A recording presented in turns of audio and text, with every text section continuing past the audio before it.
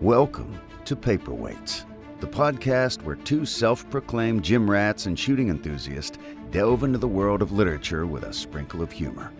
Although their biceps could crush a walnut, don't let that intimidate you. They also have a nerdy side. Mike and Brandon have a voracious appetite for reading, particularly in the fantasy genre, and they want to share their passion with you. So grab your protein shake and your favorite novel and join us for a humorous and insightful journey into the world of books with Paperweights. Welcome back to another episode of the Paperweights. I'm your host, Brandon. And Justin. Welcome back, Justin. Yeah, I'm back. How was this week? This week, it was weird. It was simultaneously fast and slow. Like, I looked up and I was like, oh, it's Thursday already. But then, like, actually work was just slow. It was so weird. Yeah, I don't think, other than riding our bikes more, Jules has really enjoyed riding our bikes. Yeah, I mean, through Wednesday kind of went quick. And then after that, I was like, woke up this morning, I was like, man, in regards to the reading, it's like, man, I haven't read since Wednesday because I've finished all the reading. Yeah. And so It wasn't a bad week, but it was just kind of weird. I just reflected on like, man, it's already Sunday. Like, the week's already over. And, like, it feels fast and slow. yeah. I did teach myself a couple new little skills yesterday. I know that they existed, but I don't think I ever did them with my dad, which was one, changing the oil on the lawnmower and changing the blades on the lawnmower. So I could definitely tell after changing the oil, it definitely sounded different when it ran. So, Oh, yeah. but I'm not alone. Whenever I did look it up on YouTube, a lot of the comments were like, because the guy said, change your oil after every 25 hours of use and then change it at the end of the season so that when the next season starts, you have fresh oil. And I'm like, it's been 9 years since I've had my lawnmower. And like a lot of the comments were like, hey, look, change it every 25 hours. I've gone 10 years and I haven't changed it yet. I was like, hey, that's me. Yeah. Don't do that with your cars, though. No. It might blow up. Your car tends to burn a little more oil than a small lawnmower engine, especially one that you push and walk behind. So Yeah. definitely do it better. Do more maintenance on your riding lawnmowers because you are sitting on top of it. So kind of reminds me of, have you ever seen videos of jet skis that kind of explode and people fly up off the top of them? Yeah, you don't want that to happen. So No, definitely not. all right, so before we get into part 2 of Words of Radiance, we are sponsored by Mudcat Whiskers beard care products. So you can go visit them at www.mudcatwhiskers.com. Use code Paperweights at checkout to save yourself 15%. They have all sorts of beard care products, including shampoo, conditioner, balm, butter, oils, and then they also sell candles that are in. You can buy the candles in any scent that the beard oil or products come in as well. So head on over them, support those guys, or guy Nick. He's kind of the sole proprietor of that company. And a lot of times what he does is he'll pick a month and all of his profits from that month go towards back into the schools in his area in Youngsville, Louisiana. So he likes to support local community as well. So I like to support him. All right, so let's jump into part 2, Winds Approach. All right. And like last time, I'm gonna be doing the summary, the chapter summaries. So we can start with chapter 13, the day's masterpiece. I guess we can go ahead up top and talk about the epigraphs this section. We They're can, or all I was actually thinking we we could just talk we about do the them each one. or at the end whenever we get to the Interlude. interludes, because they really tie in with Eshonai's interludes, Okay, we can do that. if that makes sense to you. Either way works. Okay. So Yeah, so we'll say that to the end. But just brief summary now. They're all like listener songs about the different forms they can take, and some of them are pretty cool, which we'll get to. But we start off with chapter 13, The Day's Masterpiece. This is a Solange Shalin chapter. Um, she's with the slavers, she's with Tavlok and all of them. And she's able to get a slave wagon, but she gets the key, which was very smart of her. Um, she's just trying to she's still messed up from walking the shipwreck and getting her feet all sliced up. It's very much a diehard situation. Um, and she starts trying to starts looking through like Yasna's things, and she reaffirms herself that she's gonna continue the work, like she wants to do it. Um, and there was a um, really sad thing where she found the portrait that she gave Yasna that like, first day or whatever. And even though Yasna had a cold exterior, didn't like the art, she was still touched by her little ward.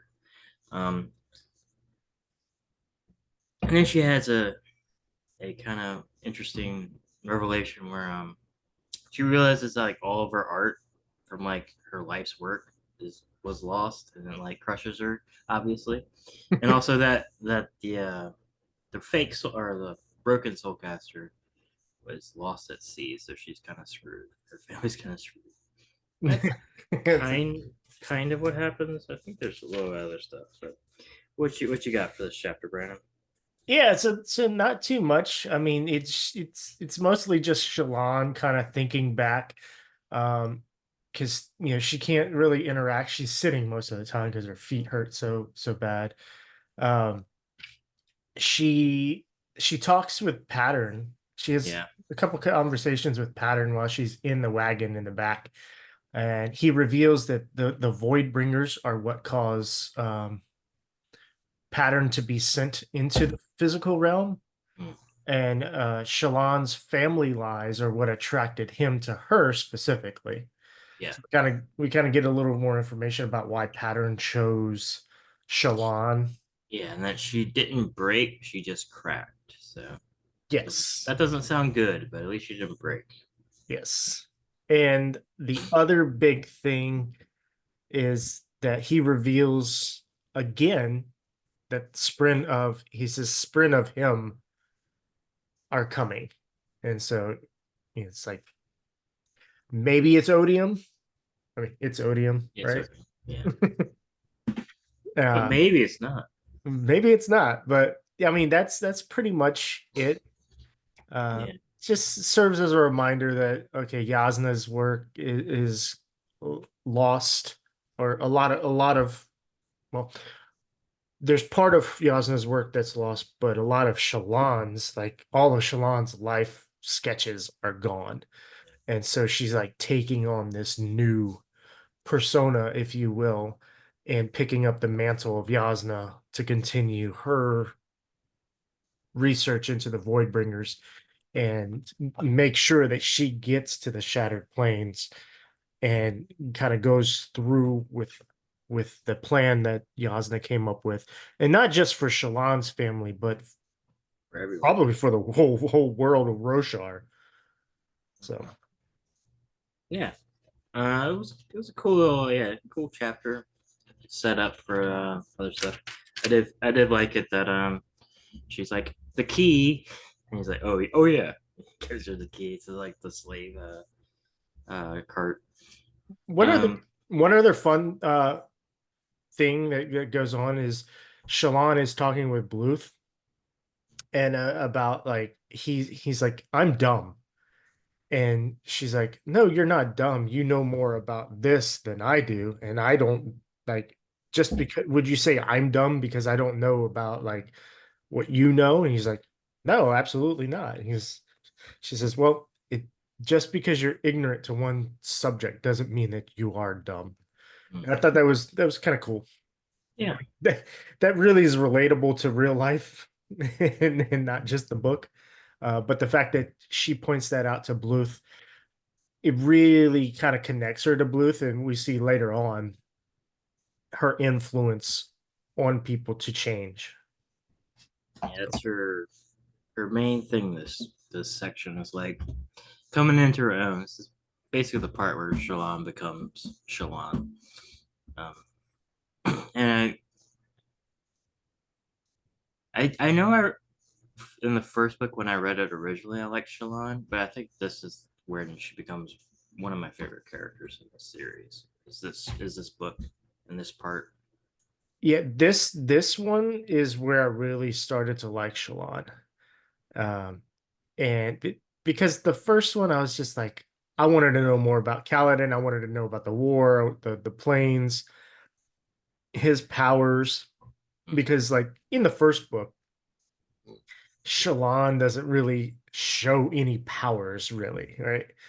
It's more about, oh, this little girl who's her family's in trouble and she wants to steal something from a rich girl, Mm. who's the niece of the king. And it's like, ah, can we just move on to action over here? But this one puts Shalon in action and meeting a lot of unsavory characters and her navigating her way through those. Yep. All right, we can move on to Iron Stance. We get a cool picture of Iron Stance at the beginning of the chapter. This is a Adolin chapter. We're starting to get some Adolin. We got a little bit last book, but I can guess we're gonna get a little bit more of this book. Um, basically, Adolin, he's starting to do the duels that his father and Navani were talking about the previous part. Um, he has a lot of cute pre-game rituals where like he talks to his sword and eats chicken and all that stuff. Him and Renarin discuss if they did it. I found it really interesting that Adolin was like really nervous um, to do this bout. Um, so he's kind of freaking out a little bit. And then basically he's gonna go fight Salinor. Um, Bright Lord Tandal, who I don't think we've met yet. Um, and basically, he's gonna go do like the cool like duel, like the little like fencing, do feel him out and stuff. And he's like, screw this, and he goes in the Iron Stance, which is like basically I'm gonna brutalize you stance, like a basically a big kind of just like all offense, just smashing down strength, like big strength stance. And he like brutalizes this dude, and it's really cool. Which is not what you want to do with your first fight if you want more people to fight you. Yeah, yeah. But I like at the end the judge. Everybody's like all shocked because like he basically like KOs this dude in like 10 seconds, and the judge is like, you have to break three pieces. And he's like, oh yeah, and just like steps on a piece and crushes it, like steps on his chest or something and crushes it. He's like, there you go.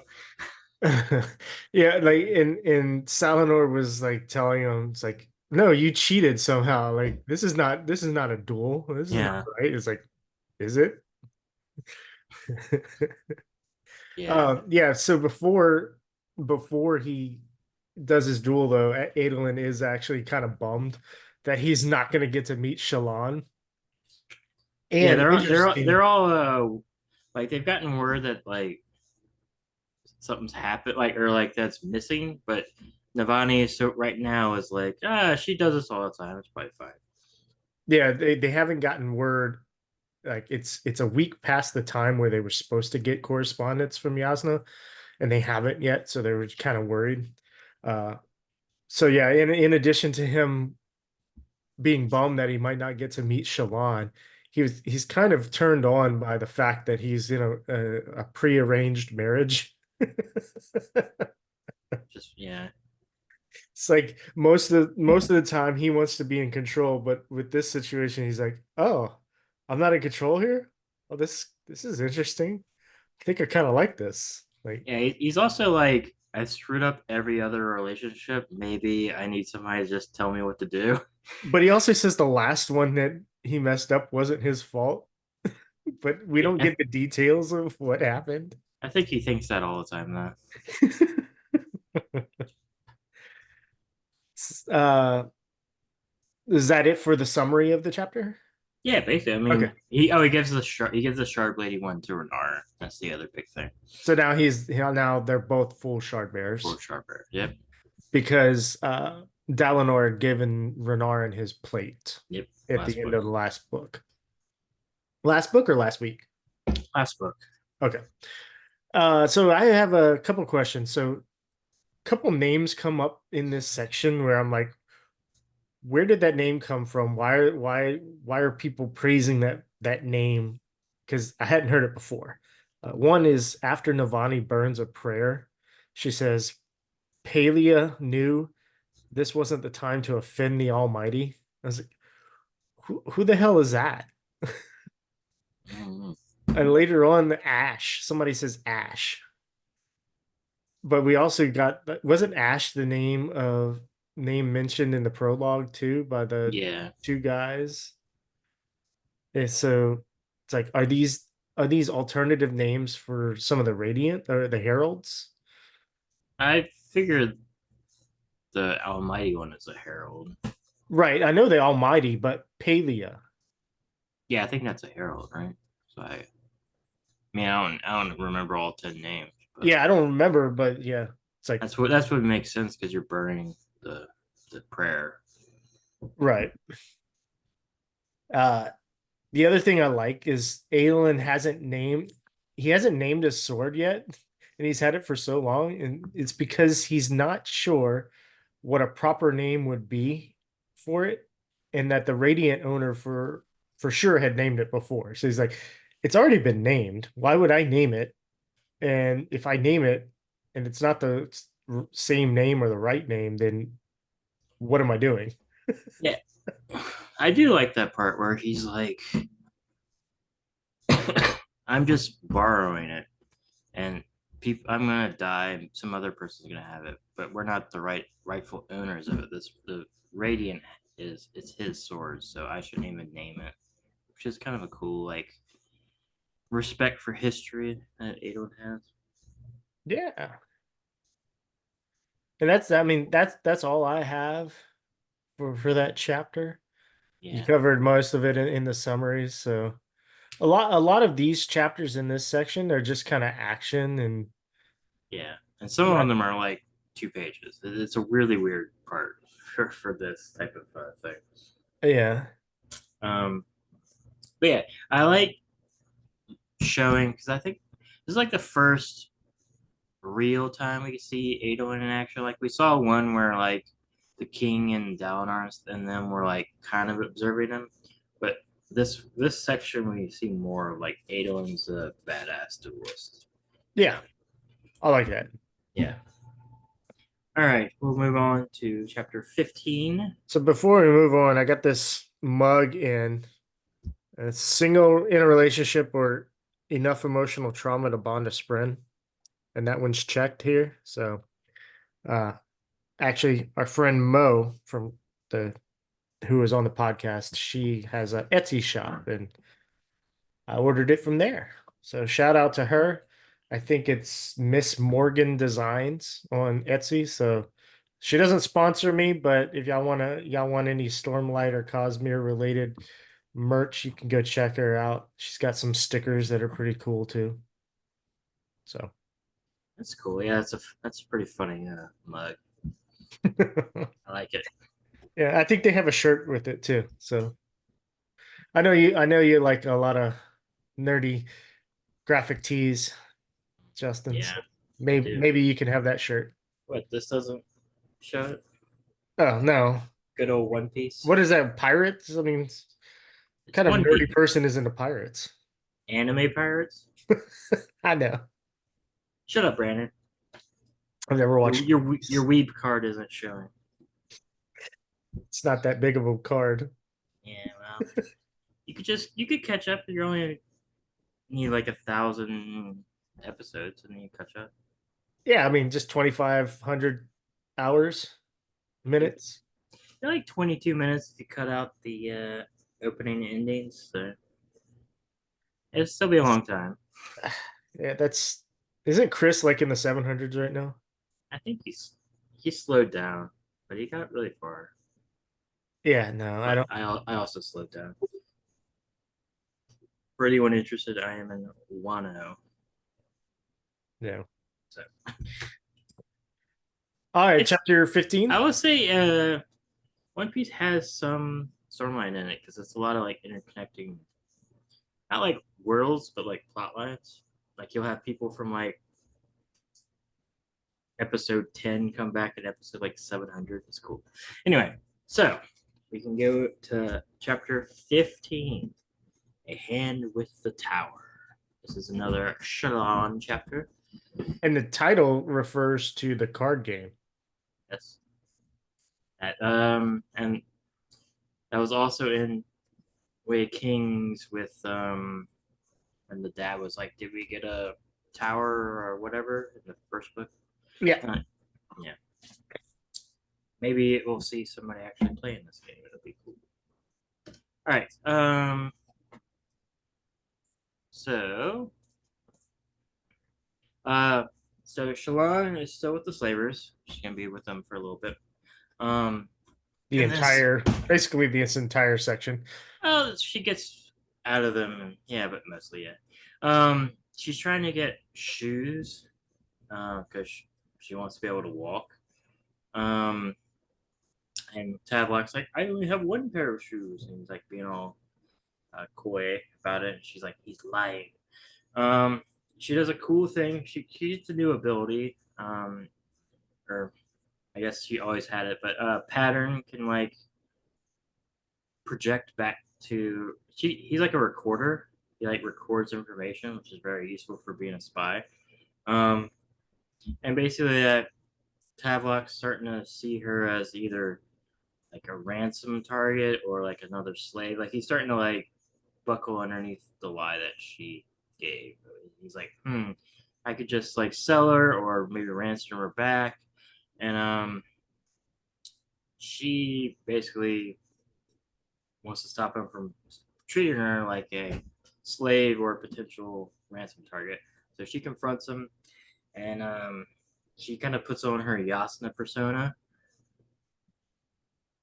and she also like light weaves herself to look really cool. And basically, she does um oh, like the Aes Sedai, like she like makes all of her clothes look all nice. She makes herself look all regal, and basically kowtows him, and she's like he like cowers to her. She basically wins that argument, and he's like, oh, she's like a crazy person. And then basically as they're talking, and she's like still making sure that he's not gonna like sell her or anything. Bluth like runs in the camp. He's like, oh shit, there's bandits. And they're like, oh no, and then they run away. That's kind of what happened. That's it. Yeah. She does in this chapter she does inadvertently pull in Stormlight, which scares the bejesus out of Vlakiv, and then manages to heal herself a little bit. So she kind of finds out that she can heal herself with Stormlight, which is useful. I would say it was kind of weird that she didn't know about the healing power of Stormlight. Because I would have thought that'd be like the first thing Yasna told her about. Well, for both of them, just devil's advocate, they don't get into fights much. I mean, Yasna does go kill criminals. It didn't seem like her first time she's murdered a bunch of people. Right, but I don't think she gets accosted herself. Sure, I don't know, but also she's done a lot of Research. research in the Radiant. It was just kind of weird um, that she didn't know about it.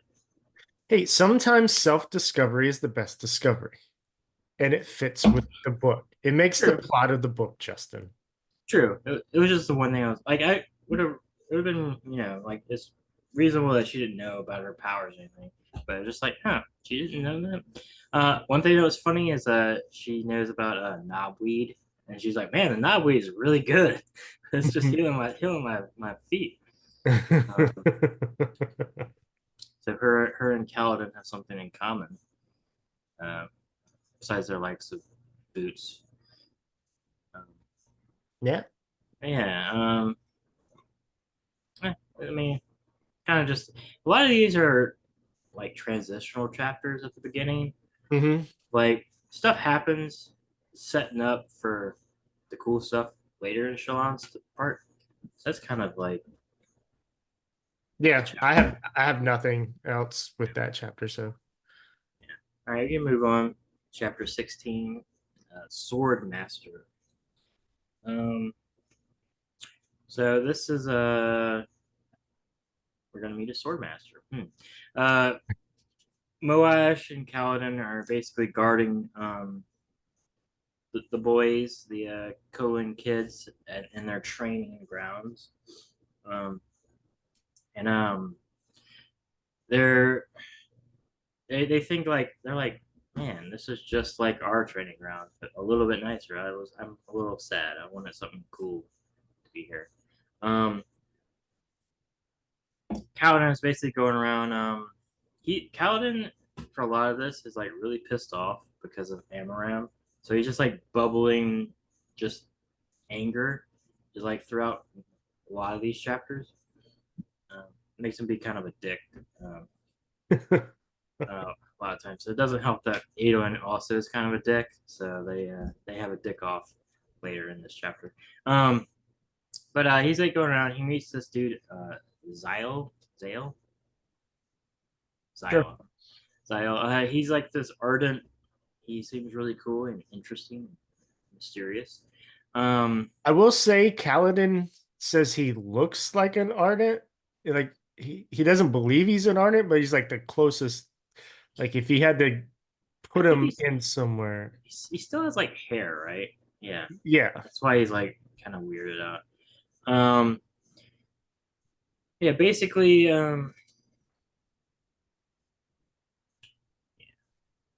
yeah. Oh, one thing. Sorry for messing you up. No, you're good. One thing. Uh, him and Syl have a conversation about Amaram and Dalinar, and he concedes to Syl that Dalinar is an honorable man, and he's just being tricked by Amaram. And he's like, if he tricked me, he could trick everybody. So that's good. Yeah, he And, actually, yeah. I wrote down that Kaladin has a therapy session with Dr. Sill as well. It's like, uh, I'm pissed off. She's like, no, it's okay. yeah, they don't. Yeah, he doesn't fight quite yet. Hmm. Yeah, basically, Renarn's there to get a sword master, hence the title of the book or the chapter. And it's not really stated in this book in this chapter that it's Zyle, but we can infer to it, and we see in later chapters that he does get him.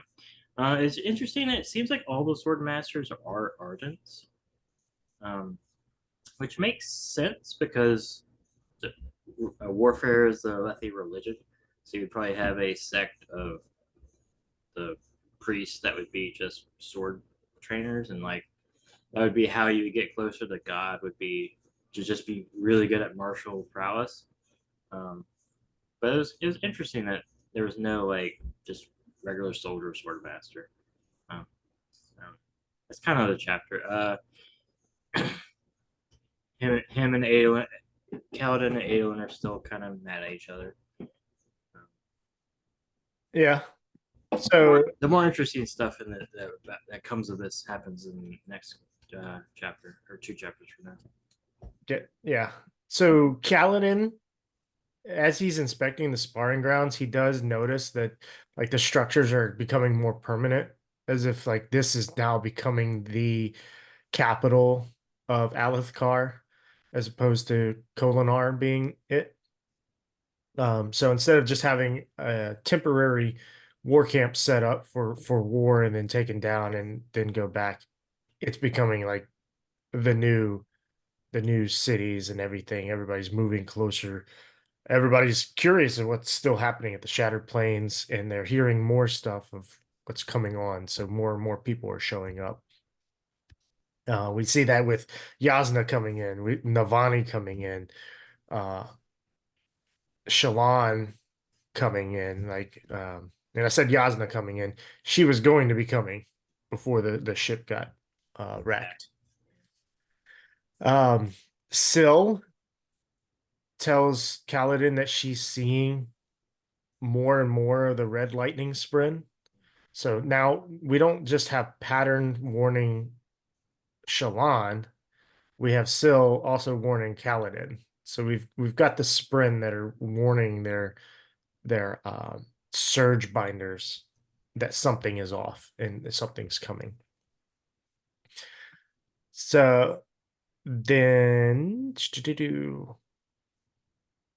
I do love the bromance that's budding between Adolin and Kaladin. Like even though right now they're not like friendly, they respect each other, but they're just really annoyed with each other for silly reasons. Like Kaladin is annoyed with Adolin because he's a light eye, simply because he's a light eye. Adolin is annoyed with Kaladin because of the air that he has, like the commanding presence and his fighting ability. And he's almost like, I wouldn't say jealous, but he's like, how the hell does a dark eye have that ability? Well, he also is like his pride is injured because he got ordered around by him in the battlefield last book. Right. Yeah. And he's kind of petty. Yeah, I do like their weird relationship. They're definitely eventually going to become like best friends or something, but not right now. Yeah, not right now. So Oh yeah, I did find it fun that Zio is an ex-soldier and like he's able to go into the Ardentia after like retirement or whatever. I have some theories about Zio, which I guess we could get to in his interlude chapter. yeah, let's see. Is there a sketch in this chapter? No, no. I, There's a sketch next chapter. is it Yes. Shallan's that okay, The yeah, pattern. yeah, about patterns. So what we learn from that, and that kind of goes with this. Well, sorry. I put it here because it was at the end of the chapter. Um, but Shallan's sketch of pattern, if you read the notes there, Naj, whoever Naj is, recovered it from the bottom of the sea. So I wonder if she recovered all of Shallan's sketches from the bottom of the sea, or what else she might have recovered. Hmm. You know what? I didn't even read any of this. Everything's important, Justin. Yeah. So I was like, oh, that's kind of like that's pattern. All right, cool. I'll read the next part of this chapter. And then the other tidbit of information I gathered and wrote down, actually two, um, is one, it takes 5 days to bond a shard blade to a new master, which is interesting because you have to carry it around and you can't, it doesn't dismiss. And then they've got this weird stuff that adheres to it, and protects the blade from actually hitting anything, which is really interesting. Uh, I mean, it seems like a necessary mechanic just because how dangerous a shard blade is, and you're just carrying it around and accidentally, oh, my foot. Oh well, I don't have those toes anymore. Yeah, I like that. It's like technology from the past. It's very like real time or something where like they don't understand the technology of the past, and like they can't really replicate it. So I guess they probably found like a cache of these somewhere with maybe like in a they found like an ancient training hall or something. And were able to get them. Maybe within the hilts of every shard blade, there's a secret compartment that houses it. Maybe. Somebody discovered it. Mm. And when they take it off, it just goes right back in until a new master is needed. Yeah, it makes sense though, because like training with a shard blade, like the training ground would just be all messed up because they'd be like swinging and just like cut a hole through the ground and be like shit. So like it would be so messed up. And then the other thing, um, there's mention. So Kaladin is looking at Adolin, and I think he is looking at his hair, and he starts to wonder, like, all right, his mom, where's his mom from? Oh, the hair color. I wrote Rita or Rita. I don't know if that was, I don't know if autocorrect got me on that one. But just it goes to show like how Kaladin, how much information about the world that Kaladin has. And he can kind of go, oh, hey, I recognize this as being uh, a trait of this country. And so, and it makes it more interesting that that Adolin is not pure Alethi, or yeah, not pure Alethi. His mom is potentially from a different country.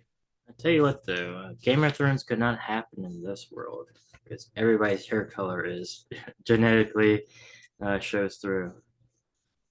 Yeah. So, spoilers for first book of Game of Thrones. It could not happen. The blood is pure. Anyway, we can go on unless you got anything else. Nope, that's it. Okay, we can move on to chapter 17, A pattern. Not to be confused with the other chapter named Pattern. Maybe we'll have the pattern soon. Well, what's funny is this book also has a chapter called Storm Blessings. And book one had a chapter called Storm Blessings as well. Yeah, I get it, Brandon. There's a lot of chapters. You committed to naming each of them. Yeah. You can't go back on it now. Yeah. You're like, oh, what is this? Patterns here. All right, let's do A pattern. So Shalon and the slave caravan, they're still fleeing the bandits. They see that the bandits are following them, but they're kind of like going at a slower pace right now because they're not really worried about them outrunning them because they're, have like trolls and stuff, and they seem to be really slow. And they can track them with the Yeah, because like their tracks are really easy to see. So the bandits are kind of like, oh, we'll let them run out a little bit. We're good. As they're going, they kind of see like smoke ahead of like a fire. They're like, shit, bandits in the back, bandits in the front.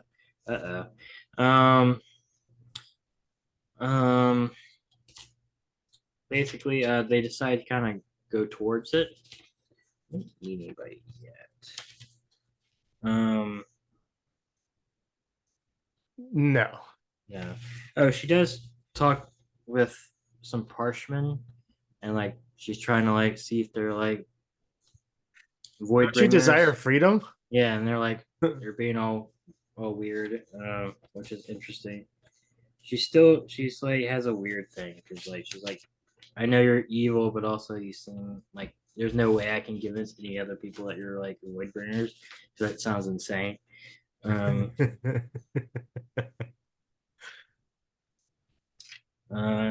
She has she has a conversation with Pattern where we learn a good amount of stuff about him. One that Pattern kind of came here because he himself is like a scholar and he wants to learn about humans. Shalon finally learns about Stormlight and how it heals her. And how to breathe it in. How to breathe it in. And she can kind of do basic light weaving. We learn that the Radiance, the betrayal that they talk about, or at least one of the betrayals, is that they killed their Spren. and patterns like I came here to learn until you kill me. So he's very like pessimistic. Um, And Sean's like, surely I'm not going to kill you. And he's like, how do you know that? yeah, and and then we How do you know learn, that, Shalon? yeah, and then we learn that Sean has said the oaths. We don't know how many, but she said some of them because she starts to say it and then she cuts off. Um, She said at least the first ideal. yeah, or that, yeah, ideal. Um, and then basically they're gonna go towards the big fire ahead of them because like if they cut across like away from it, they're like out in the open, they're easily seen, and they'll just get killed. Like there's really no choice but to move forward. Hopefully, the people at the big fire will help them out. They're kind of screwed. Yeah, she kind of takes on like here she really takes on Shalon's persona. Not just in the way she's talking to the slavers and like commanding them like, no, we're not going to go east, we're going to go towards the fire up ahead, and here's my reasoning and you're going to do it. But she also sketches, if I wasn't misunderstanding it, she's sketching Shalon from memory, not to be confused with memories, but just from remembering her. She's sketching her, but she's putting her own face on Yasna's body. Like, Yeah, she starts doing in these sections like different art. So where before she would just take basically a photograph and just recreate it, she's now starting to like lie in the art where she's like she takes Bluth, I don't think right now, but she does later, and she like makes him to this like noble soldier, and like it starts to change his like perception. He's like, oh, this is how you see me, type stuff, and she starts doing it to herself, which is fun because in the first book, you learn that she doesn't like drawing herself, and it feels off, but she's able to like kind of go past that now and like kind of see what she wants to be and kind of like it's kind of like make herself in these different personas and like see how she wants to do it, which is fun. yeah, yeah, that's real fun watching her do that. Yeah, So her uh her drawing is starting to become more of a superpower these this section because like she'll do something later that's very interesting. yeah, so Bluth actually reminds me of Wayne from Mistborn Era 2, which I know you haven't read yet, but Wayne is one of my favorite characters in there. He always likes hats, and he's always trading for things. So like he'll he'll steal something, but he'll leave something in its place. And he's like, I didn't steal it, I traded for it. And so like in his mind, he leaves something of similar value to himself for something, but he's always just swapping things out. Just kind of reminds me of that. I wonder if Brandon just kind of, if there's traits that Brandon likes and puts into characters here and there often, or if it's a nod to another character that he wrote. I It'd don't be know. interesting to find that out. Because Yeah. we also have like a lot of characters like Hoyd likes telling stories, and then the character in the last interlude, Yim, he traded his services for stories, so it's like a trade of like storytellers. And then Mm, Brandon himself being a storyteller um, makes it fun. yeah. Uh, That's funny. I thought Bluth was going to be a more important character. Um, spoiler alert, he dies. But like I was like, oh, that kind of set him up to be kind of like her Alfred or something. I was like, no. yeah, but I think, and we since we're talking about him, I think it sets it up more for Yeah, how the others, yeah. influential Shallan is with changing people. And that's one of the first people she changes that is a positive, and he goes out being that drawing that she did of him, right? Yeah. And So this isn't, it is not yet, but I'll go ahead and say a little bit. Like I like how Pattern's like, oh, you soul cast, and she's like, soul cast? I know I didn't. He's like, oh, you transform somebody into this, and it's like, oh, maybe she can soul cast with words and images instead of just turning people into crystal and stuff. maybe. So I mean, whenever I read that, I it was thought it more of was a metaphor, but yeah. right. Yeah, I took it more as a metaphor and not her actually physically like doing it with No, Stormlight yeah, magic. she's not like compelling them like real time or anything like that. But it was still kind of an interesting way to look at it from Pattern. Anyway, A few other things I had here. yeah, go ahead. So the title actually refers to, so Pattern says that the Knights Radiance have always killed their bonded spren, and he says it's a pattern, like it always happens before every desolation or during every desolation. So that's the origin of the chapter title. Just my words are getting all mixed up here. So Pattern, this one was funny. Pattern was asking why humans hide their poop. He says you consume some things and turn them into other things. Very curious things that you hide. They have value, but you leave them. Why? Like I took that as him talking about poop, right? Yeah,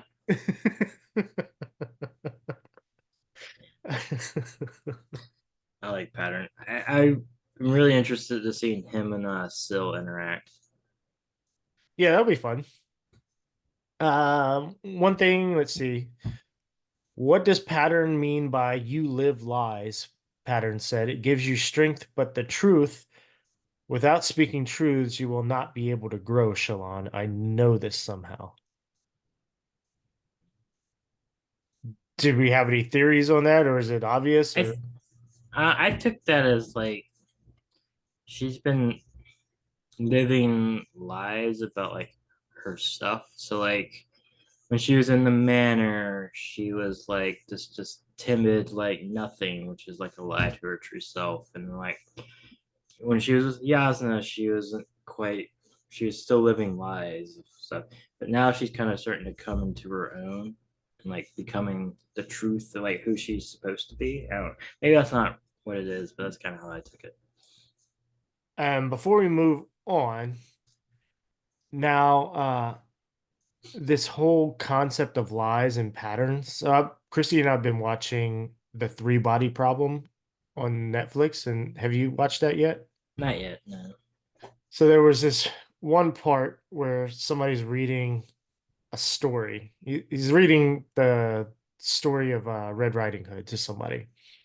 Um, that and this person's like, "Well, I don't understand this. Like, why did Red Riding Hood let the wolf eat her?"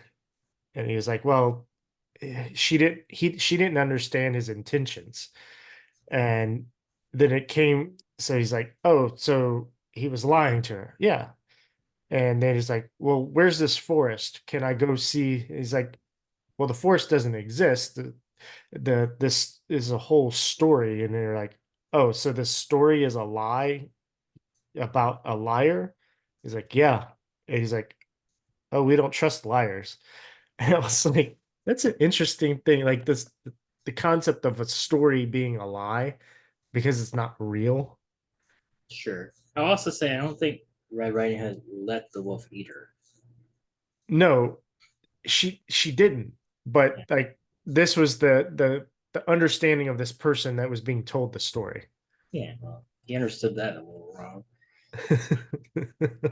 So She wasn't just like, oh, you have big teeth. Kill me. right. But that's I'm trying not to Yeah, give I away any know. spoilers for the show. Okay. Um, Fine. so but yeah, they understand this person's original understanding was, oh, the wolf reveal that I I'm going to eat you. And it's like, my, what big teeth you have. It's like, ah, the better to eat you with. And Red Riding Hood didn't run off. And so it's like, well, the wolf told her his intentions, but she still stuck around. So to that person, it was, oh, she was still giving in to the intentions, even though, she didn't want him to eat her. But yeah, Yeah, anyway, we'll move yeah. on. This whole like lies and living lies and all that stuff is it's very interesting. We're gonna get more of it hopefully with Shalon now that she's at the end of this thing gonna be a con man, which is gonna be fun. She's gonna be a what? A con woman. Oh yeah, okay. Um, I thought you were saying communist or something. oh no, it's like con man, but con woman. We can go on to chapter 18, bruises. Um, this is a Kaladin chapter. This kind of picks off right where we left off with him. He's still in the training grounds.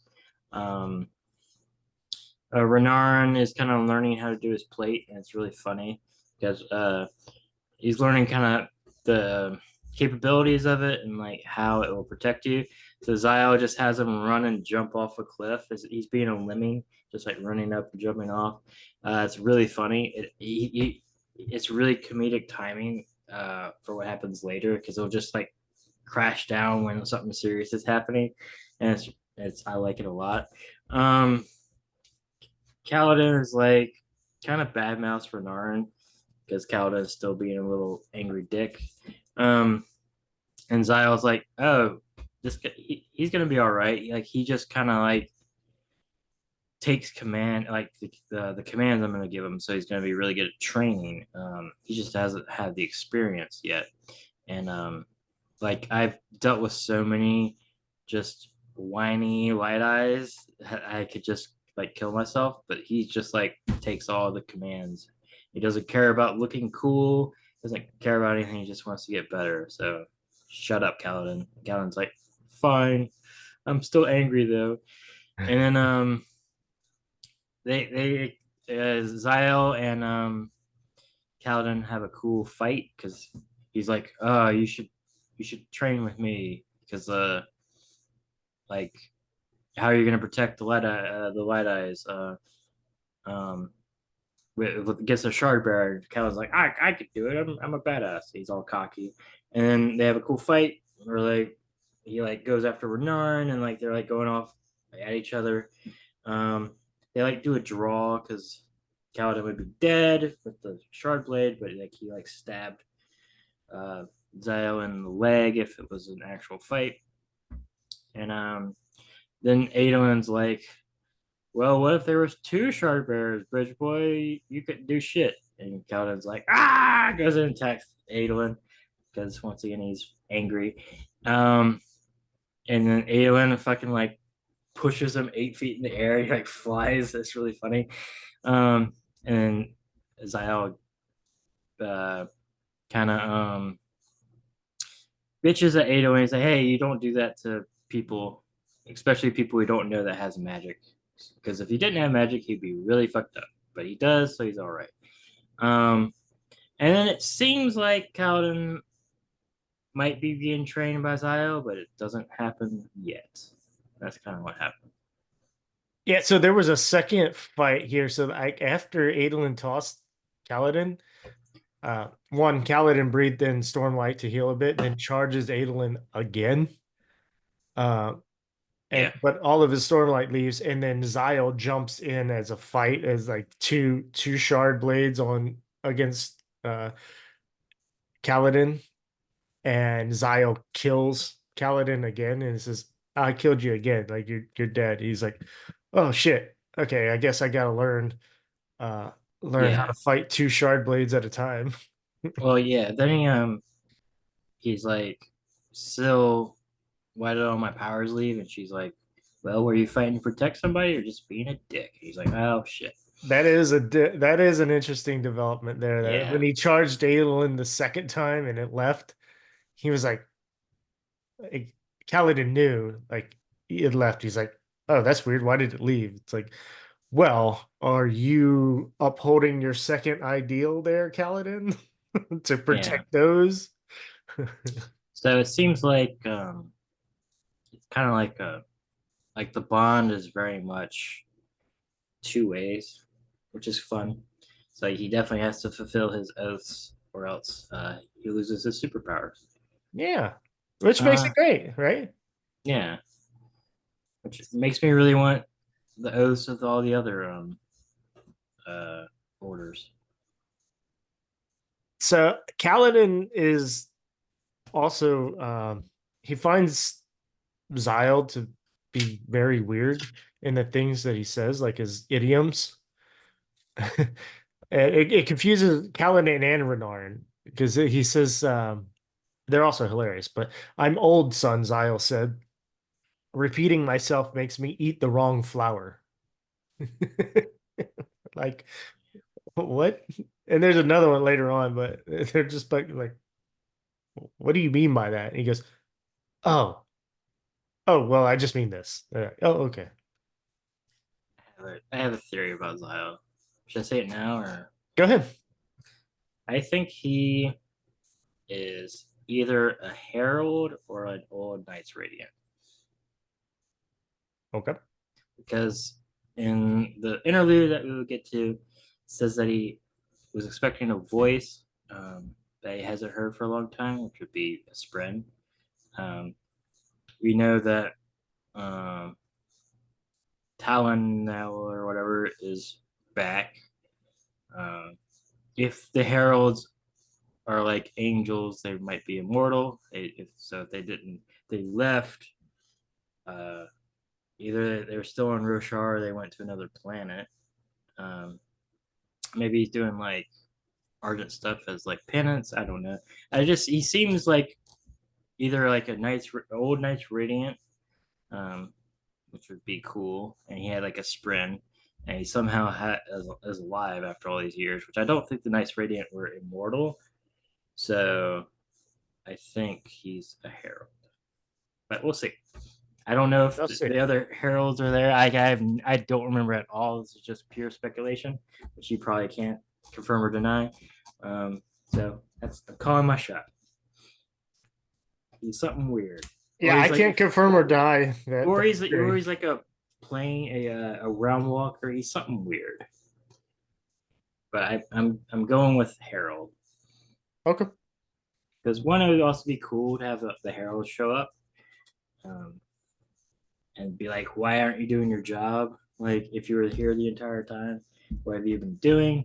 Um, anyway, that's my thing. We can, yeah, Kaladin's ego is hurt. He's very sad. Kaladin's, uh, he's being a sad boy and an angry boy these chapters. We can get to chapter 19, Safe Things.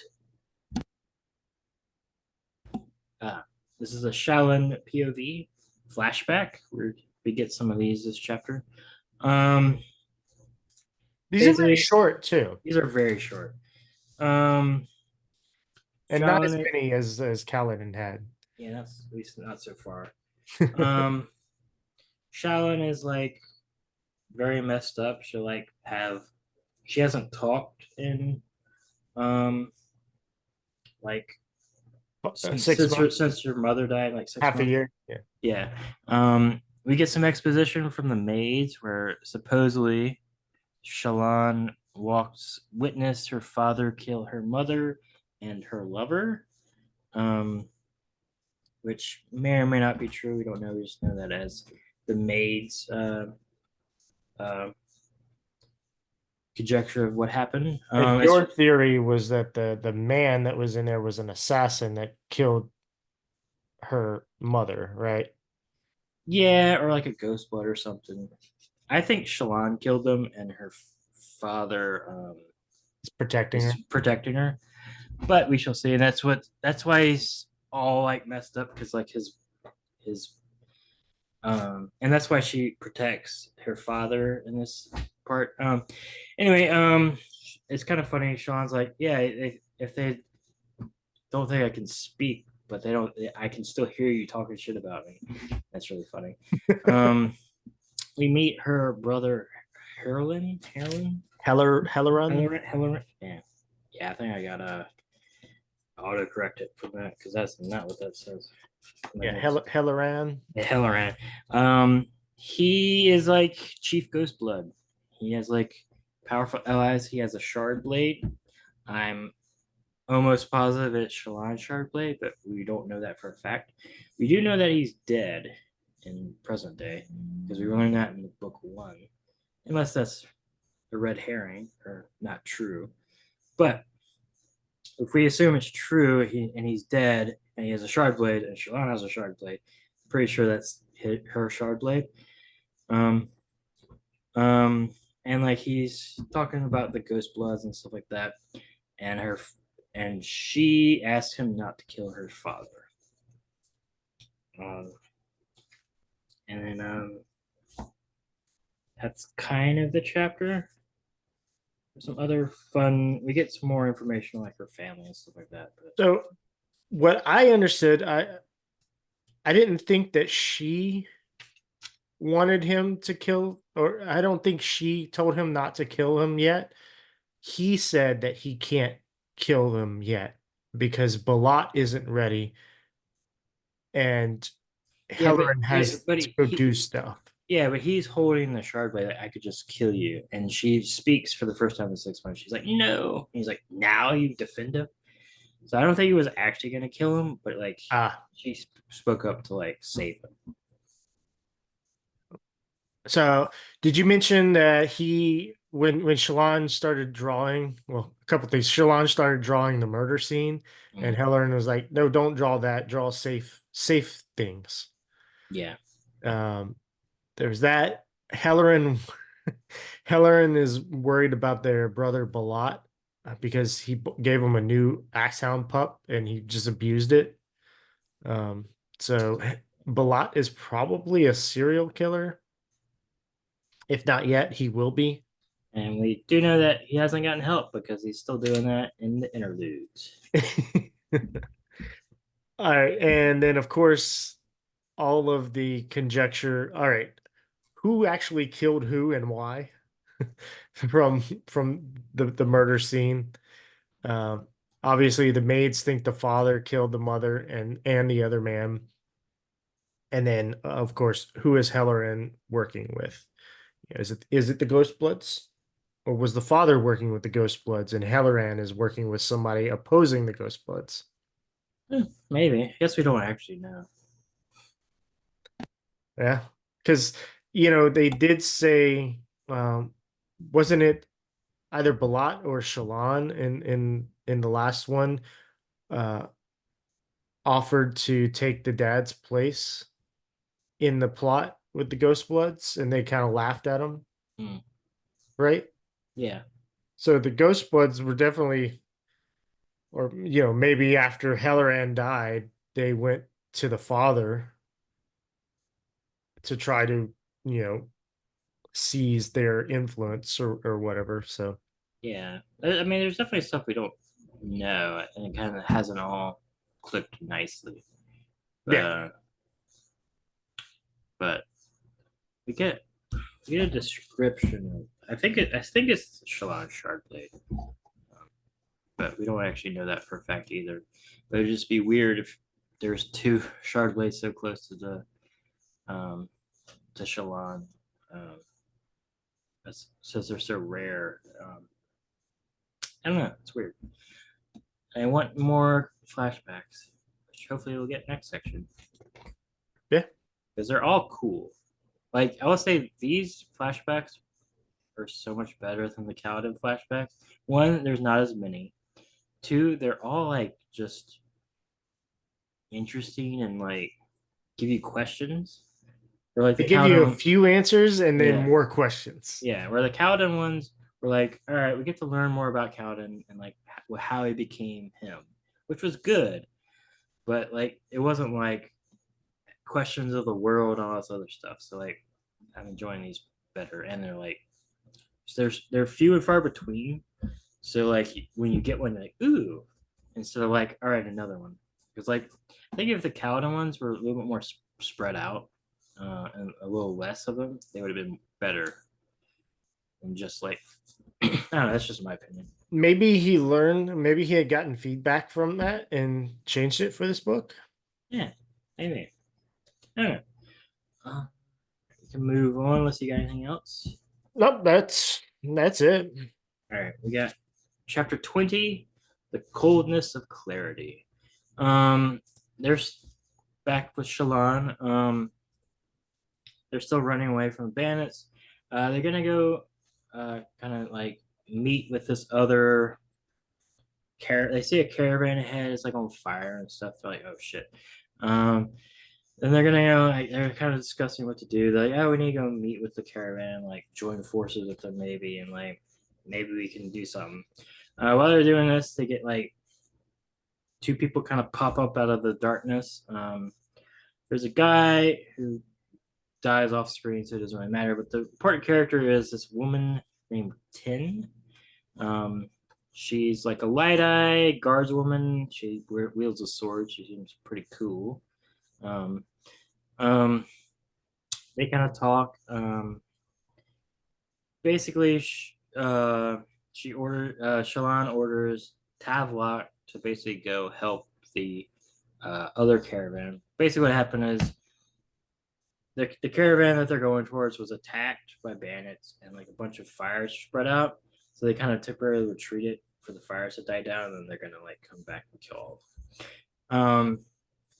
So she's like, "Hey, Tavlok, you go help this caravan," and then she takes her wagon and Bluth, and they go to the other bandits that were behind them.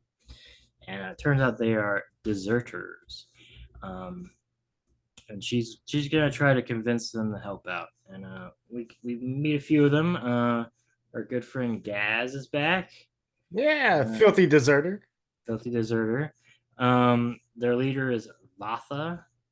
And basically she uses her like light weaving to like make herself look like fucking badass and like regal and cool.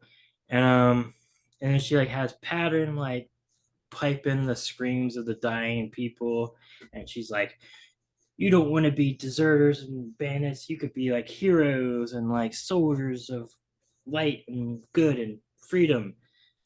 They will take our lives, but they'll never take our freedom. She gives a cool speech.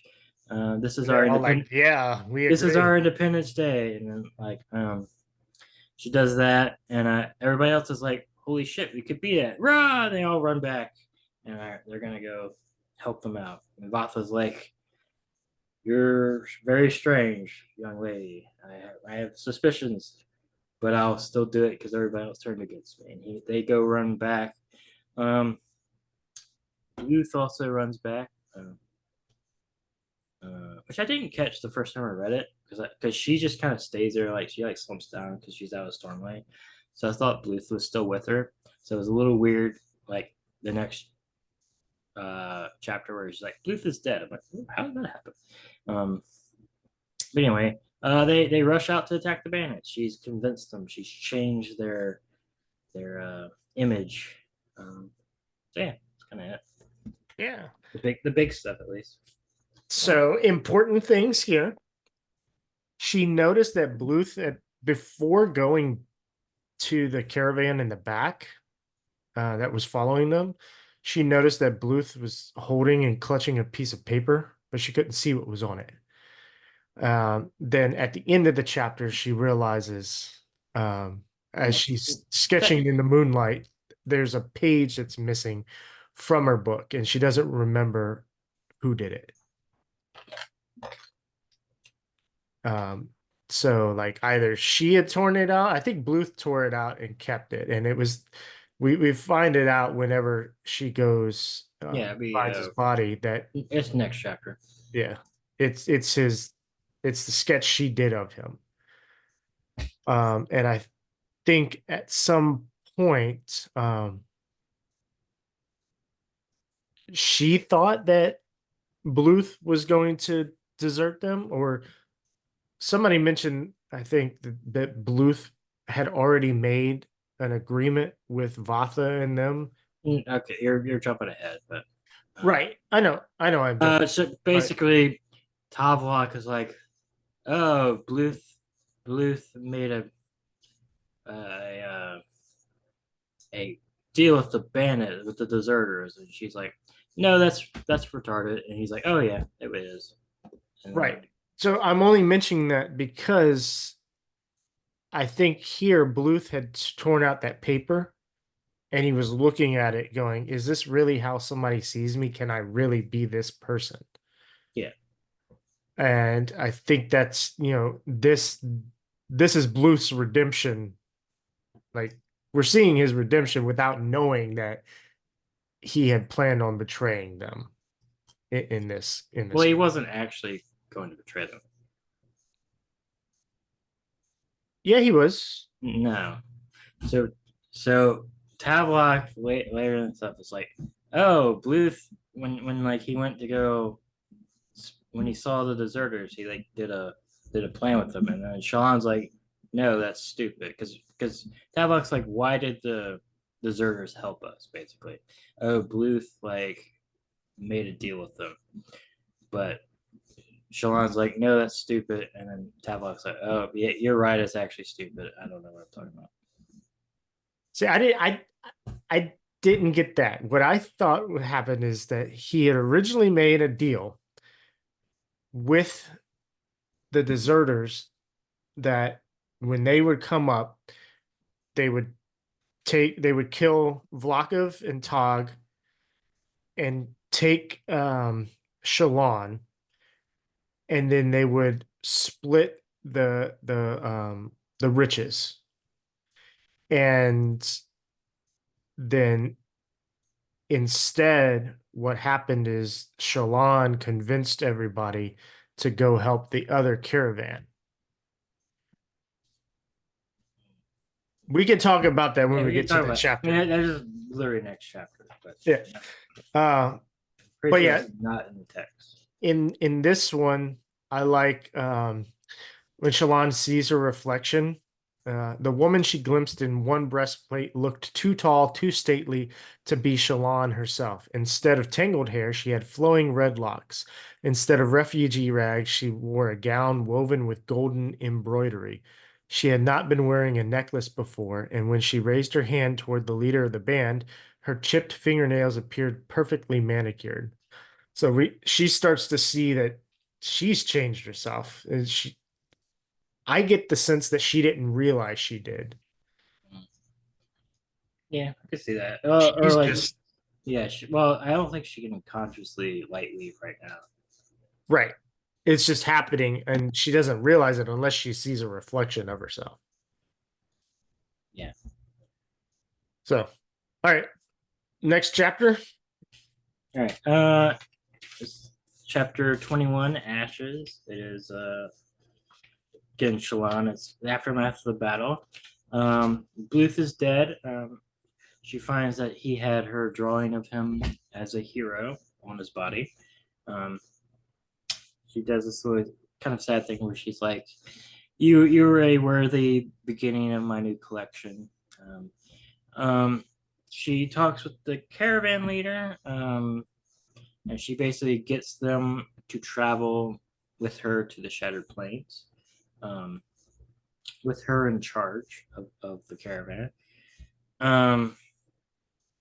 Vatha kind of grabs her and is like, kind of freaked out, like, "Who are you?" type thing, and Pattern needs to do that. Get your hands off her cat.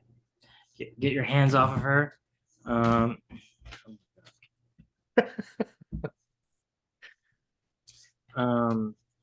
She gets the slaves from Tavlok. She's paying them really well. I think they'll get out of their slave debt in like 2 years. And she also gets a caravan from him. Yes. Stop it. Sorry about that. She was attacking me, as cats do. This is I mean, we can go ahead and do the tablet thing. So he asked conversationally, "We're in on it from the start." In on what? Shalon asked wearily. Bluth's plan. Please do tell. Obviously, he was in league with the deserters. That first night, when he came running back to the camp, he met with them and promised to let them take us if we could share in the wealth. That is why they did not immediately kill you two when you went to speak with them. Oh, Shalon asked. And if that were the case, why did Bluth come back and warn us that night? Why did he flee with us instead of just letting his friends kill us right then?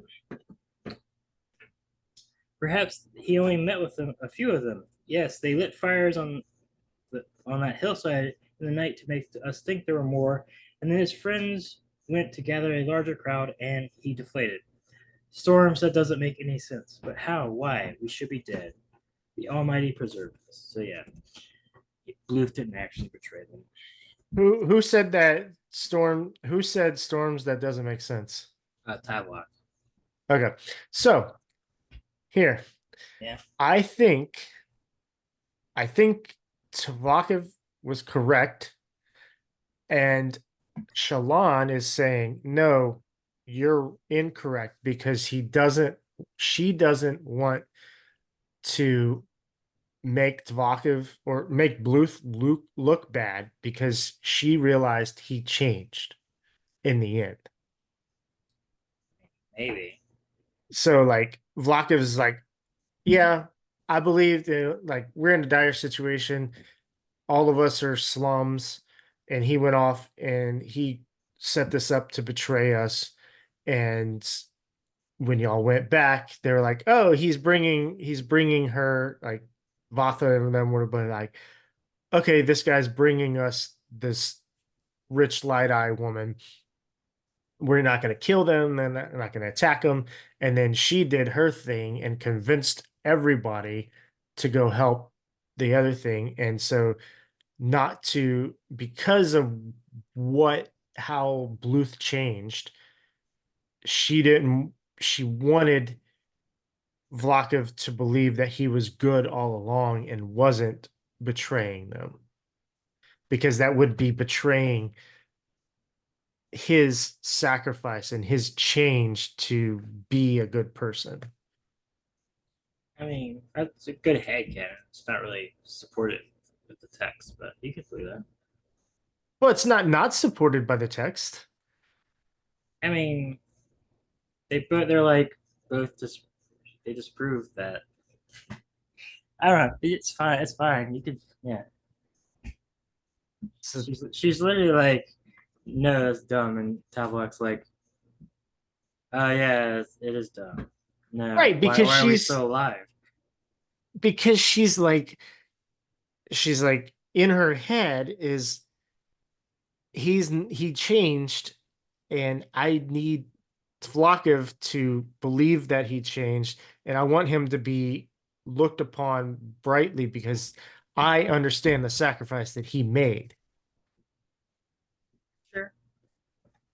I mean, It works, but I don't think that's actually in the book. But stop, cat. Jesus. All right, I have to be right back.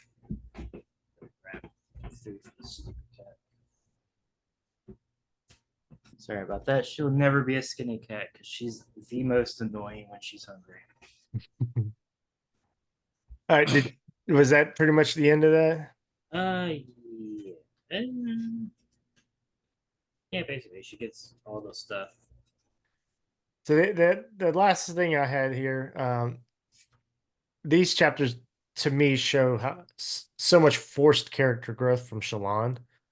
Like she's practically evolving simply to survive. All right, we can go on to chapter 22, Lights in the Storm. That's the Kaladin chapter. It's another horror chapter. Yeah. Kaladin is with the Kolins during a high storm. It's kind of funny. He learns about a heating fabrial. It's the first he's ever seen of it. We've heard about this one a lot. The heating fabrial. Yeah, Navani has been making them, but they're not. They still seem to be in mass production, or at least they're not cheap enough for like dark eyes to use, which makes sense. You need some crazy gems to power them. Um, Adolin and Kaladin kind of are still snipping at each other. They're like doing some stuff, like talking shit to each other. Um, there's kind of like a meeting. They're with everybody. And uh, Adolin's flipping through a clothing catalog. yeah. They kind of yeah. Kaladin sees the aftermath of Dalinar in one of his dreams, but he doesn't actually see him like while he's in the dream. He kind of overhears about his visions, but it's quickly kind of shut down. Basically, they have a little talk about the diminishing returns of the duels. How like nobody's really accepting the duels for Adolin, and they're kind of they're trying to like figure out how to like maneuver the political stuff that they need like allies. They can't just like punish everybody. They need to start making alliances to strengthen their positions. So they're like talking about all that sort of stuff. And basically, on the way back, Kaladin decides to tell Dalinar about Amaran, about how he betrayed him and how he's not the greatest dude in the world. Um, he kind of he just lays everything out, which is really refreshing. Um, Dalinar's like shit, but he's also like, "Do you have any proof?" Like Kaladin's like, "No, except for like maybe some of the people that were there." And Dalinar's like, "All right, well, we need to like handle this delicately and stuff like that."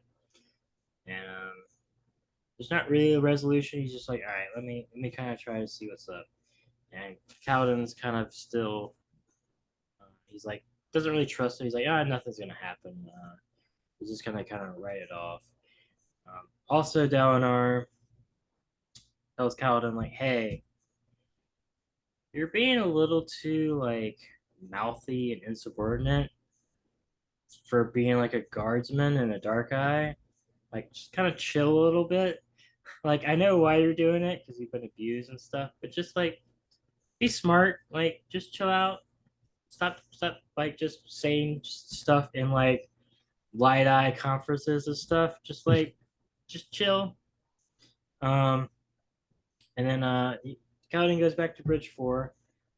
We hilariously learn that Lupin does have a lot of cousins because there's a cousins there. He's like, "What's up? I'm a cousin." Uh, and Kaladin's like, "So you just deserted your army and joined us?" He's like, they don't even recognize us. They just kind of let us do whatever. We're Herdasians. We just run around. We all look the same. We all look the same.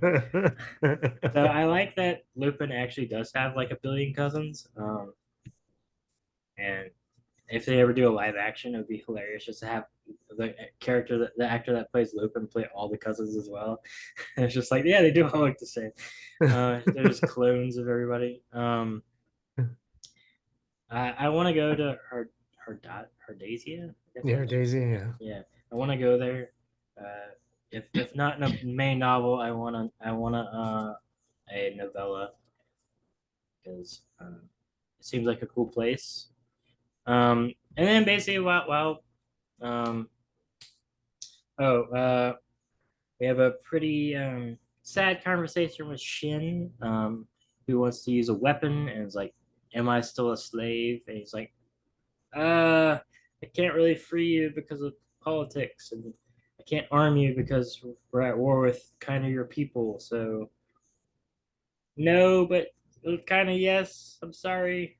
Which mirrors Dalinar's position with Kaladin. Yeah. And Kaladin's starting to realize that. Like, oh fuck. Things. All right, there are levels. Yeah, when you as you start raising up in rank, the politics and stuff get a little more gray, and it's not just like, hey, we need to stay alive, and everybody's on our side, and things like that. So it's starting to get a little complicated for good old Kaladin, which I think he needs for growth. And then as he's kind of settling down, word of an assassination attempt on the Emperor. Oh no, the assassin White's here. I get that. And that's the end of that. They can't. Yeah, like a cliffhanger at the end of the chapter. Yeah. Turns out to be a fake out. Yeah. Wah, wah, wah. So yeah, this chapter, the during the high storm where Kaladin's like looking out the shutters and he sees like what looks like red eyes, like stopping at the shutters and looking in and then moving on. Again, like we've mentioned before, Sanderson and his horror writing is amazing. There's even spots in Warbreaker, like I'm on the side, I'm reading Warbreaker, and there's horror in there that's done fantastically. Like it's so suspenseful. It's so like, oh my God, this is crazy. I wouldn't want to be in this situation type thing. Or maybe I would. Um so Kaladin's, let's see here.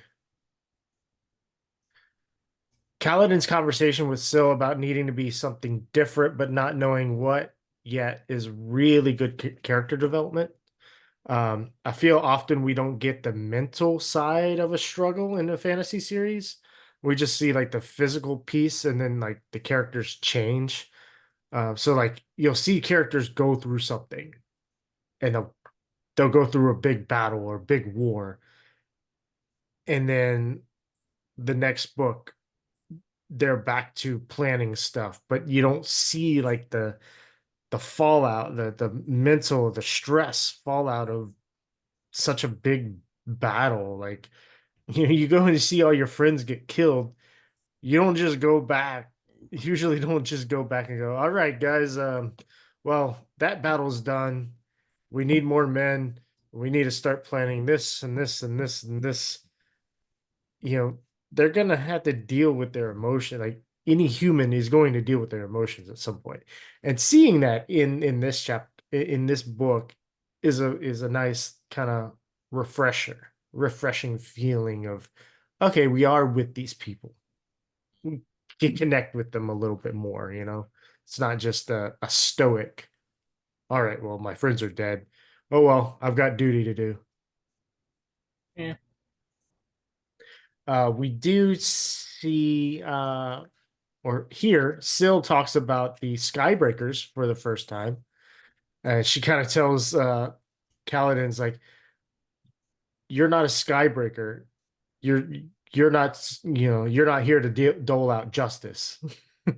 Like you're a Windrunner, not a Skybreaker. So maybe the Skybreakers share something with the Windrunners.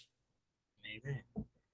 And then of course you mentioned Lopin's cousins, which are cool and funny. And then Shin's feelings, we talked about that. And then obviously Kaladin is simultaneously being what he despises while feeling like he is a second class citizen at the same time. Like asking Dalinar, it's like, hey, look, you know, can I be put in this? Can I do this? Oh no, you can't because you're a dark eye. And then Shin coming and say, hey, am I this? Am I this? No, you see, because you are this. So like Kaladin is in both situations, both sides of the story. Yeah, I would say that like Dalinar handled this situation very well. Like kind of better than most people would. Where like you're told like one of your good friends like murdered a bunch of people, like, and like by a dude that, yeah, you owe your life to and stuff like that, but you haven't known for that long. To not immediately be like, no, he would never. He's such a good like I've known him for 20 years or whatever. Shows just how kind of mature and also maybe how Sadius's betrayal has changed Elnar to not be as trusted, which is cool. Yeah, I like that. I like that take on that. Anything Chapter else? 23. After Let's 20 find out days, about the assassin. the assassin. All right, it turns out the assassin was the railing on the balcony. It came to life. It got its own spren, balcony spren, and it tried to kill the king. No, not yet. No. Unfortunately, that would be way cooler than what actually happened. The balcony itself is actually a shard blade. I can see it. Balcony shards. Yeah. It's actually a shard of one of them. It's weird. Okay, it's weird talking about stuff because you have the shards, which are like odium and cultivations, and then you have like shards, which are like shard blade and shard plate. And I wish they had two separate names because it's kind of confusing sometimes to talk about. Well, speaking of that, Warbreaker, there's a character named Kalad, Kalad. Yeah. Why, Brandon? Kaladin, Kalad, why? I mean, as a DM, I know it's hard to come up with names, and if you've been writing books for like 20 years, it must suck coming up with all these names.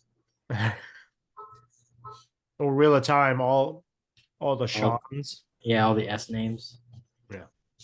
Yeah, Robert Jordan was just like, all right, give me a list of S names. All right, I'll pick you and you and you and you and you and you and you and you and you and you and you and you and like 500 more. And all right, we're good.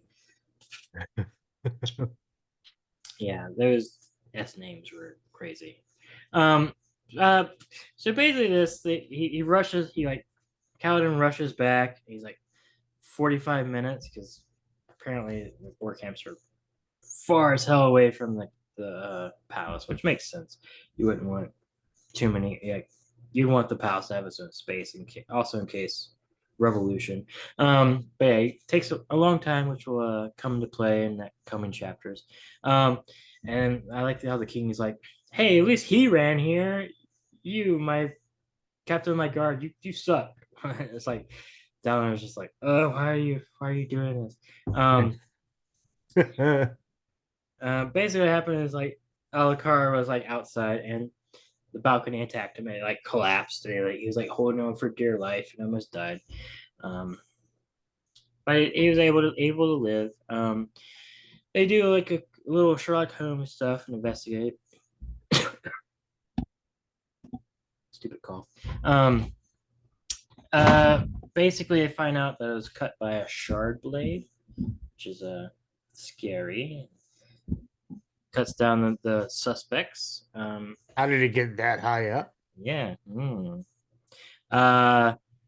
They talk about the mystery assassin, like what type of group would do this, and they kind of tie it to the cracked gems in the first book on his shard plate. They're like trying to like subtly kill the king and like maybe look like an accident.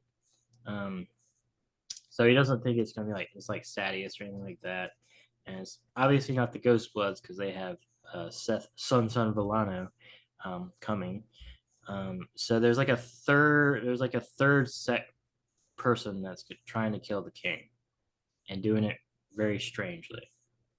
And I don't know who that is. And it's gonna be interesting to see what faction is trying to kill him. And Dalinar thinks it's an inside guard job. Yeah, it would have to be because it's and wants to start replacing all of the King's Guard with members of Bridge 4 that are new. Yeah, and that is it kills two birds with one stone. One, he gets back at some of his best troops for being officers in his depleted army, and two, it helps Kaladin get more position. Yeah. That's kind of what happens. You got anything else? Yeah, there's a little bit of foreshadowing here when Kaladin's out there and standing at the ledge that has no balcony railing any longer, and he's like, "Oh man, this feels amazing to be this high up. I wonder if I could survive this fall from here. Like if the Stormlight will keep me alive." I wonder. Dun, dun, dun. Yeah, so Yeah. it's a fun short chapter. Yeah. Sherlock Holmesy stuff. I I love the way Brandon Sanderson can write, like, it's bits of different genres in the fantasy. Like, you got your mystery and your investigation Sherlock Holmes style. You got your horror. Um, you've got your action and kind of like the uh high fantasy medieval battling type stuff. And then you've got your just magic. It's just fun. And then there's like fairy tale aspects, like with the Spren as well, and just so yeah. many different genres in one. And then you have like in book one, you have like the kind of philosophic theology type stuff with Yasna and Shallan. Yeah, like And in the first part, the not just the first book, but the first part of this book too. true. Um, and you kind of have like the gentleman bastardy kind of like spy stuff with Shallan now. Like, yeah, it really helps it keep it fresh. So like everything is just kind of it's not like boring. It's not one note, which it kind of was getting a little bit in the first book, with just with the bridge runs because they were all kind of the same. They're all cool, but it was like cyclical. I mean, it was supposed to be cyclical, but like, yeah, you get all these different genres now, and in book one, and it really helps it flow and like it's always interesting. And there's always something new and like titillating out there. Yeah, I really think the cyclical nature of the bridge runs really set us up to understand the hardship, like really understand the hardship that Kaladin went through. Because if you Yeah, just had like, if it was only like in part one or part two of book one, and then after that there were no more bridge runs, you'd be like, okay, well, there's just this short period. It would feel like it was a short period of time. no, like it was definitely with a purpose, but it just like it graded on Kaladin, it started to grade on me a little bit until you get to the cool like later battles and stuff. Like it's not like it's a problem; it's just like a kind of a fact that it was cyclical. Right. No, I agree. And it does make rereading it you feel it even more. I find because you're like, yeah, I get it. Like, bridge runs suck. All right, let's get to the more stuff. Oh, we're doing this again. Like I think it works really well first read and probably second read, but like the fifth read, you're like, I get it. These bridges are terrible. Mainly because it's like for the longest time, and it's by design by the High Princes. No progress is being made. It's just exactly the same thing, which is good. It's good writing because like it's showing and not telling like how tiring and how just they're just doing the same shit over and over again. But anyway, you got anything else on this chapter? No, we can move on to chapter 24, 10. Chapter 24:10. This is a another Shallan chapter. We get some like more gas, and we meet this character Red. They're deserters. They're kind of helping Shallan out with her carriage. They're making it more like an actual thing and not like a slave carriage. Um, so she can present it to be like a no a light eye. I do find it interesting. It seems like Gaz and all these deserters are gonna be like Shallan's Bridge 4. So I wonder if like all the different Radiants we meet or whatever are gonna get their own like posse. Um, I guess we'll find out. We've only met two. I want to see Yasna's like group of assassins or whatever she has. If she's still alive. Maybe they'll show up and be like, "Where's Yasna? We're her Knights of Ren from Star Wars." Rip them. They didn't do anything. But yeah, they're making a window. It's kind of funny. Gaz is like, "Yeah, I learned stuff. I was next to a lumber yard." And I'm like, "Oh yeah." So you got to learn some carpentry by osmosis, which is pretty impressive, And actually. back to our conversation at the end of the last chapter, like Gaz is like when he explained why he was deserting, it's because the Light Eyes stopped fighting to win and fought for spheres, and like the military were just uh the military men were held to their oaths for military, and there was no plan of ending the war, so they had no out. There was no end of their tour Yeah, per se. which is really interesting. Yeah, they said the Light Eyes are just trying to get rich, um, and that's kind of like why they abandoned their oaths or whatever. And also it had a thing where um, like you would go around and like if you didn't have a symbol of like being a new recruit or like joining the army, people would like look down on you and be like, why aren't you joining the army? And it really reminded me in World War One. This happened in like Britain, where like people would like wear their like they would wear something that would symbolize that they had joined the army, and like if you didn't, like women and stuff would just berate you, like why aren't you joining the army? So like this happens in real life, which was cool. It's a cool little like real world thing that Brandon kind of took into this fantasy world. Then basically she gets asked to go to Tin's uh, like room where she does, and Tin kind of is like assumes that she's a con woman, and she's like, "Man, you're really good, but also kind of naive." And guess what? I'm also a con woman. We should like team up, and I can like help you out, and I can get some money, and like we can like do the con together. And she just kind of talks herself into this belief while Sean's just like, "Yeah, I was totally a con woman." And basically, she kind of agrees to be trained by Ted. And there's some stuff like pattern and some other stuff, but that's kind of the main gist of it. Yeah. What you got for this? First and foremost, the funniest thing is Gaz's nickname for the Parshendi, which is marbles. um, Shallan also shows a lot of wit and forethought in this chapter. Um, the stuff with pattern. So there's a couple things she discusses, like the nature of truth with pattern. Like, is there objective truth, or is truth always subjective? Which was a fun conversation and kind of makes you think of philosophical stuff as a reader.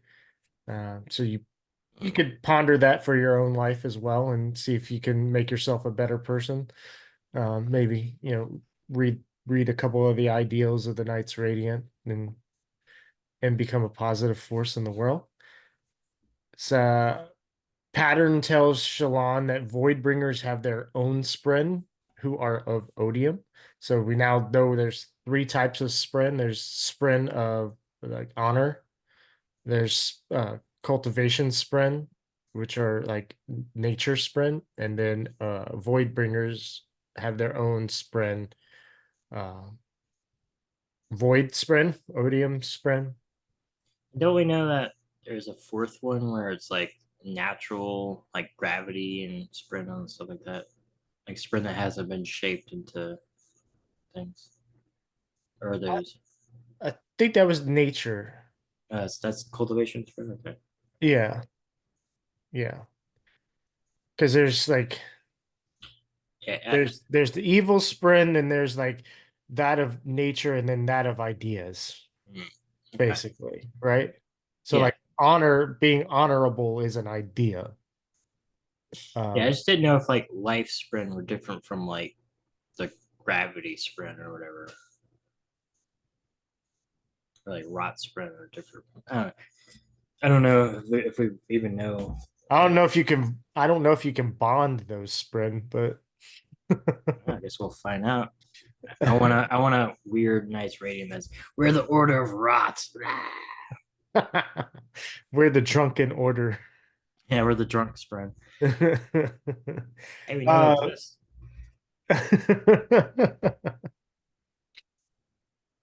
Yeah, I'm glad she's got a little bunch of dudes now that we're gonna help her out. Um, it's interesting. I like the parallels between her and Kaladin. Um, kind of like getting her own group of people. The deserters. We'll see if she's able to pardon their sentences and crimes when they get to camp, because that will not be easy. But she's pretty confident she can do it. yeah. So one other thing with Shallan, I have a few more things. Yeah.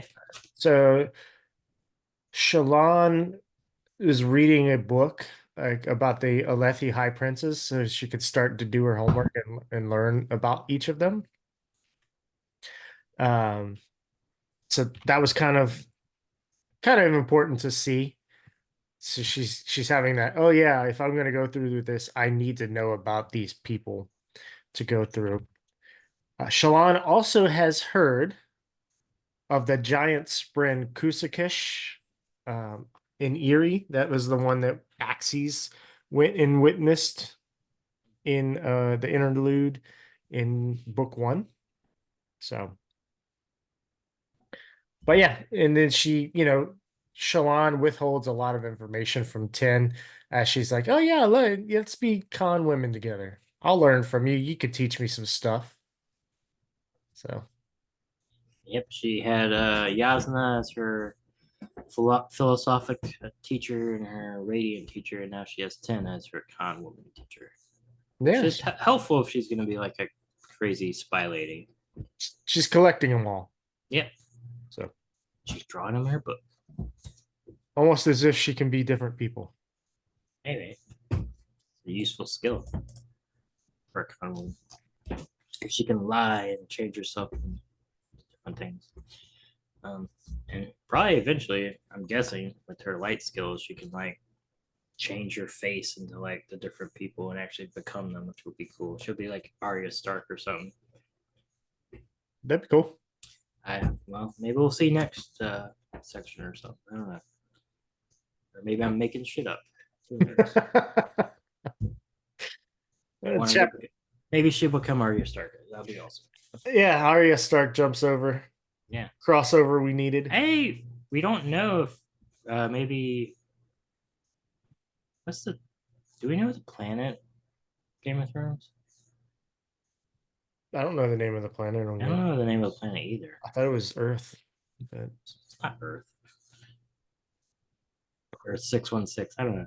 I was just actually thinking because anyway, doesn't matter. Maybe that unnamed planet of Game of Thrones is in the Cosmere. We actually don't know. It could be. Could be. Brandon and George R. Martin need to let us know. They are friends, so yeah. Maybe when Brandon Sanderson finishes don't make that joke. Hey, it's gonna happen. Because sure as shit, George R. R. Martin's not gonna finish it. Anyway,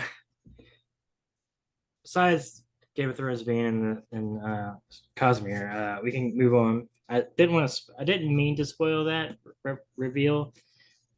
That's in Mistborn book, the second era where they visit Game of Thrones. So I'm sorry about that, people. Anyway, you can move on to Monsters, chapter 25. It's in the secret history of Mistborn. We get a Kaladin chapter. Dalinar is like, Kaladin, you and your people need to learn how to do horses. This is such a hilarious chapter. This is a hilarious chapter. Kaladin's like, why? And he's like, it took you like 45 minutes to run while running to get back to the king. Also, if we're gonna be on the battlefield and I have like a Rashadium, you're gonna have to catch up somehow. So you need to learn how to do horses. they're all in all the dark eyes are intimidated by the horses. We meet Janet. She's a stable master. Um, uh, she's pretty funny. I like her. Um, I don't know. She seems somewhat important. I kind of felt like there might be a like romance between her and Kaladin, maybe. If Kaladin gets somebody, I just because it's not gonna be Shallan, I don't think. And like there's not that many other female characters. I don't know, she just seemed to have personality more than like just like a one-off character. So maybe it's just a little hint that I was like, maybe this could be something. I don't. I didn't pick up on that, but Like there's no like romantic chemistry between them. She just seemed interesting, and like if Kaladin was gonna get with somebody, yeah, they haven't been introduced yet, unless it's like Eshonai, which would be hilarious. Um, but because fantasy books tend to pair people up. Um, and like she's not really in the rest of this book, but like maybe they could start introducing her more if she's like having to learn how to do the horse and stuff like that. I don't know. It was just a thought that I had. But it's really funny. Kaladin hates horses and he like thinks they're monsters. It's also funny later on. Shallan hates horses as well. Like they have that in common.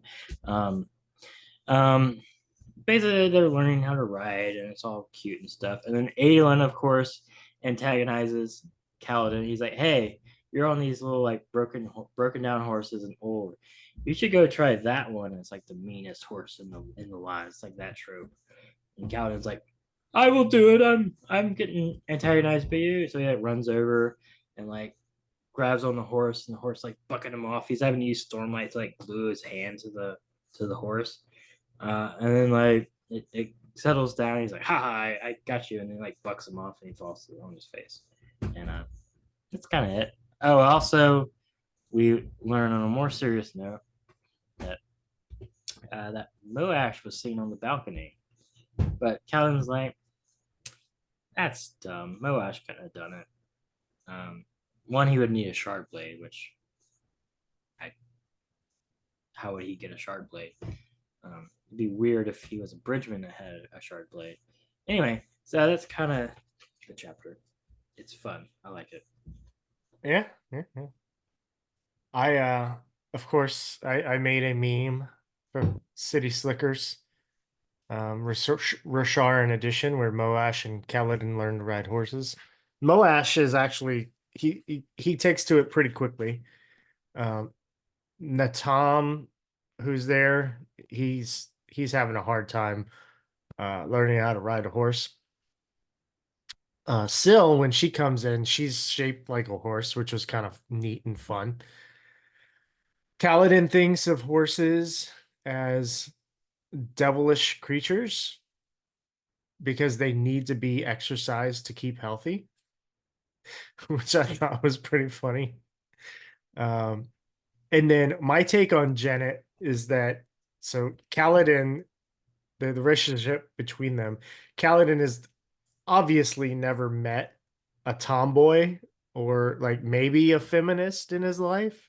And Janet is like destroying his traditional views of women. And like he's kind of in awe of it. He's like, "Oh my gosh, I've never seen a woman like take control like this before." Um, so whenever he does meet hell, Navani, Shallan, if he ever gets to meet Gazna, if she comes back, like Janet's just like the tip of the iceberg, I think. Mm.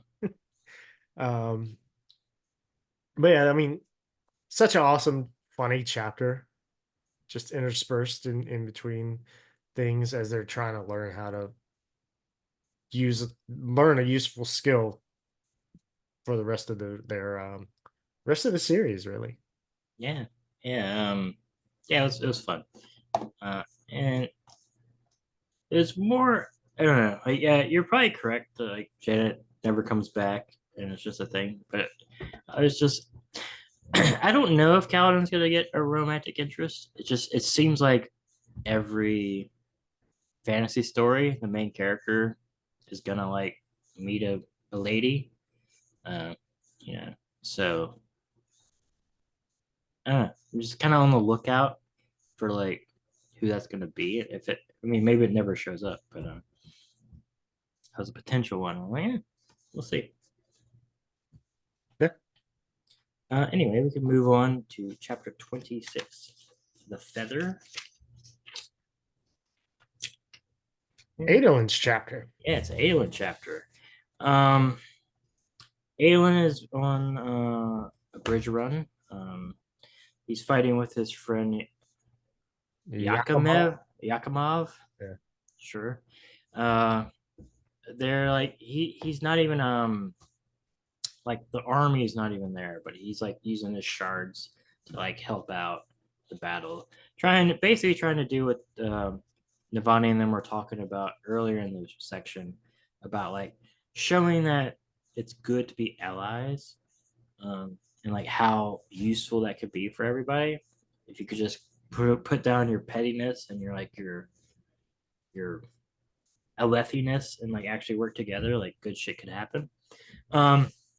They do a really cool thing where like the chrysalis is on like the plateau and they're like down here and there's fighting down here and there's like a thing where they could go up and get it, but they just kind of climb up the wall, and then like he does the cool thing where like he sticks his shard blade in the mountain and like bounces on it and then leaps up and then like summons it again as he lands down and like kills a bunch of people. It's really cool. Adolin is just cool. He's kind of a little shit, but he's cool. It turns out that the chrysalis is gone. They finally used a shard bearer to just get it out really easily. I don't know why they haven't been doing that earlier. Instead of just using the mallet, they could just have Ish and I just kill it and take it out, and then retreat really easily. Anyway, Ish and I and them kind of clash, and she's like, "I need to talk to your father," basically. And She quickly disposes of like I mean, they don't really fight, but she quickly like just bats away his shard, almost like she's like Adolin's not a match for her. Almost disrespectful, like you're a Yeah. child. I'm looking for your dad. Yeah, which is interesting because she didn't seem too good at fighting last book because she had to wait until Dalinar. I mean, I get Dalinar's really good too, but she waited until Dalinar was like tired. His armor was messed up, and she still couldn't kill him. So yeah, maybe she's, I don't think she wanted to kill him. but she wasn't talking to Dalinar either in last book. No. But also at the end of that fight, she was like, "Oh, it's him." Like she didn't realize who it was at first. Well, she didn't realize that would make her want to just kill the shard bearer really quickly. Then I don't know. It was weird. Like we haven't seen her quite at her power level yet, or I don't know. Yeah, we don't know exactly how strong. We need some like DBZ power level charts, see who's the best. Probably Kaladin right now, or Sazeth would be. God, I want Seth. So let's have a look. I don't know why I keep calling him Sazeth. Anyway, yeah, Mistborn. It's just on my brain. Yes, they kind of set up a meeting. She's like, "Don't kill my dudes whenever they come talk to you." So maybe, hey, the war's over. Yay. We learned some more stuff. We learned that Renarin was like gonna go attack somebody and then kind of stopped, and like he's still can't really do battle quite yet. It wasn't an episode of his like asthma or whatever he has, his blood disease.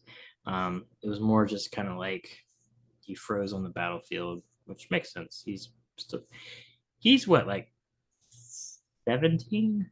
He's younger than everybody else. Yeah, He's either the same age as Kaladin. That'd be 20. So Kaladin's 19. We learned in this Aeden's 22. we learned in this section that he turned 20 in the slave camps. Okay. Why was it Bridgman? Yeah. Okay. So he was 19 last book. It's 20 this book. Aedelin's 22, 23. Renarin's younger than Aedelin, but I think Shallan's like the youngest of them. Shallan's like 17. I'm Yeah. guessing she turned 18 or is gonna turn it pretty soon. Dalinar's like 50 something. Yeah. Navani is like 50 something, I'm guessing. Yasna was like 36. Yeah, something like that. Yeah, so it's smattering of ages. I do like that And Elokar is like 27 or 28. yeah, he has a kid. We don't know the age of the kid. I don't think we even know the name of the kid yet. No, we don't know the name of the kid. I don't even know. Yeah. Oh yeah. End of the chapter, he's kind of going back to the war camp and he's talking with his friend, Yakimov. And he kind of learns that he doesn't really have any friends. It's kind of sad. Because he's like, yeah, we could like go drink and I could tell you about this betrothal and stuff. And he's like, well, maybe later. Well, your reputation is still kind of bad. And he's like, man, he was like my bro. I don't have any bros. Maybe Kaladin will eventually be my It's a bro. sad boy. Yeah, he's a sad boy. That's kind of a chapter. It was cool. It was good to see him fighting again. Plateau run. It's been a while. Yeah, so a couple things. One thing, maybe I'll get to it, but he's like, hey, imagine like 30 shard bearers and we could just kill everything. He's like, yeah, that'd be cool, but we're Alethi, we're not gonna do it. I like that he had that idea. I was like, yeah. I mean, that's what they should be doing. Like the Parshindi could do nothing against 30 shard bearers. Yeah, nobody could. Yeah. Unless you had 30 shard bearers. Honestly, you could just have them and they could just go to the center of the thing and kill all of them. Like there's nothing they could do. Like the war would be over like that if they really wanted to. It's kind of crazy. Yeah. So one of the things I didn't hear mention, Yakimov does advise Adolin to seek out and challenge Araniv. After Adolin was like, yeah, nobody's wanting to fight me, and Yakimov tells him, it's like, hey, look, that's because all the shard bearers are being promised rewards if they refuse to fight you. But this guy over here, he has trouble refusing a fight, and he thinks highly of himself. So you might want to try him. Which is nice of Yakimov, even though he doesn't want to like. It's like when you if you like a girl or something, and you're ashamed of her body type or whatever, so you're like you don't want to be out in public with her, but in secret you're like, hey, yeah, I really like you. It's kind of a dick move, but like yeah, Yakimov needs to do better. If Yakimov likes Adolin's ass, he needs to let everybody know that he likes Adolin's ass in public and support that. Support his bro's ass. Sure. Yeah. All right. Fair enough. We do get another nickname for Parshindi, the Shellheads. We do learn it's been 2 weeks now since the Wind's Pleasure last contacted them, or Yasna contacted them. Let's see. Oh, this is headcanon here. Adolin sees one Parshindi stumble as he leapt and he fell into the chasm. And the Wilhelm scream immediately played in my head. Ah! Yeah. Or however they do that. I did learn a new word, hale, Hale, which is meaning strong or healthy. So the hail went on away while the wounded stayed behind. And then, of course, at the end, whenever Yakima leaves, or Adolin leaves Yakima, and he's emotionally sad, and he goes to bond with Sureblood, his horse. But before he can, he has to go comfort Renarin, who is having his own pity party. So Adolin didn't even get to go like pity himself for not having friends. He had to go comfort his brother, who is a coward, or so he says. Yeah, I do like their brother relationship. Um, Too many times in like books and movies and TV shows, they have like brothers be antagonistic with each other, and like it makes good drama, but also there's not a lot of like good like brother relationships in like media. So it's good to see this that they're like bros. Like when earlier in the the reading when like he's doing his pregame ritual, Renarin's like, "Hey, did you do this?" Like they seem to really care about each other, which is good to see. I really like their relationship. I want to see more of it. Yeah. Support your bros. Support your bros. All right, we can move on, unless you got anything else, to chapter 27, Fabrications to Distract. It's another tiny, very tiny flashback chapter of Shallan. It's 5 years ago this time. Um, she's just kind of being all sad and weird. She's being like, the house is very messed up. They're all in fear of her father and everything like that. She does this thing where she just like loses track of time. She just kind of stares at the wall. It's like wakes up. It's very creepy. Um, she talks with her brother Van Jushu, which is the guy that gambles a lot. Mm-hmm. Um, and like he's just like talking about stuff. Not really much. There's like some family drama with like Lot seems to be doing stuff, and like her father's being all abusive and stuff. The main weird stuff is that he's like, "Man, you're like broken as hell. You're like you're crazy." And then she's like, "They're still doing the same thing with the strong box blazing like the sun, and like we get this new thing where it holds her mother's soul, whatever the hell that means." And Jushu can't see it. Yes, only she He can can't see see it. the light. Yeah.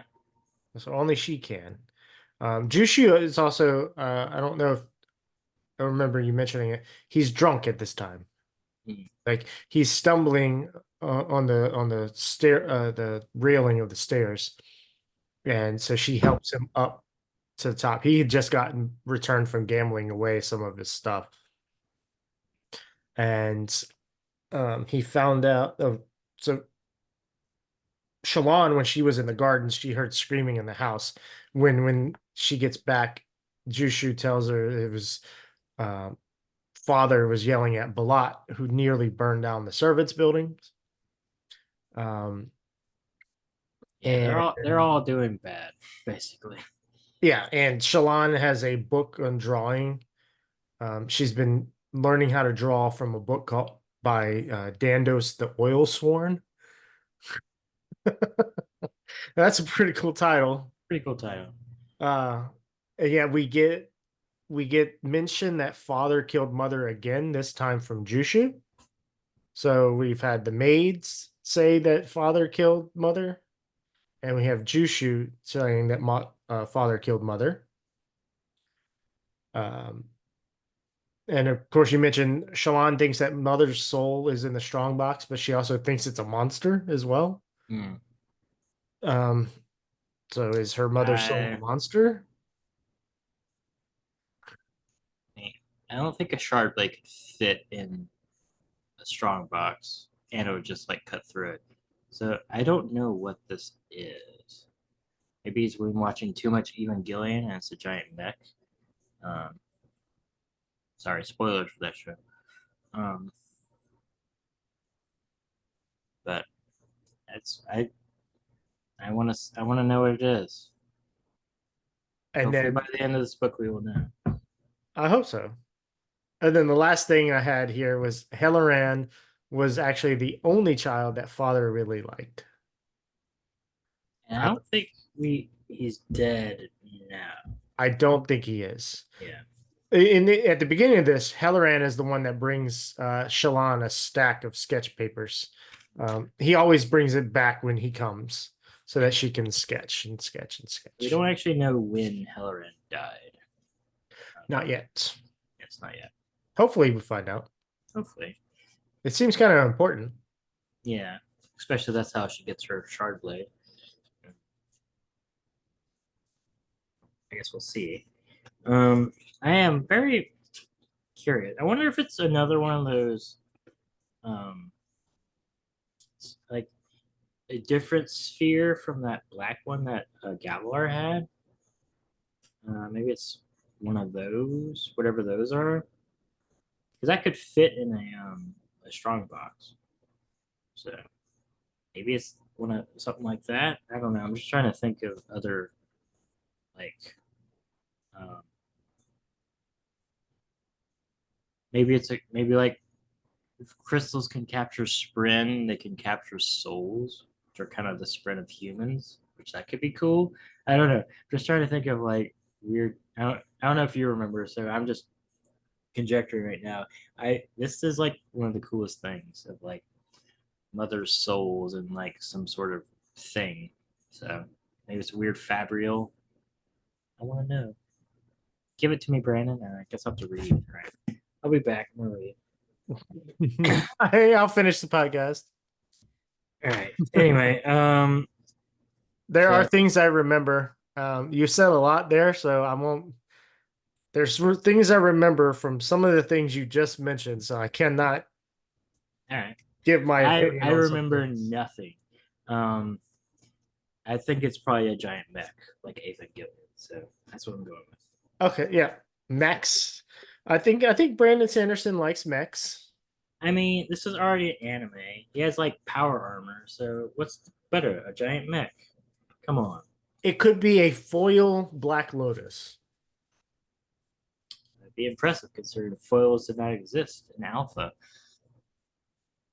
So it'd have to be a reprint or a crazy time traveling Black Lotus. Yes. Anyway, you got anything more on this chapter? We good. Nope, but good. All right. Now we get to maybe the funniest chapter in this section. Boots. This is a Shallan chapter. Basically, Shallan is learning from Ten. And Ten is a terrible influence on her. She's learning like accents and like all that fun stuff. It seems like her Bab accent is terrible.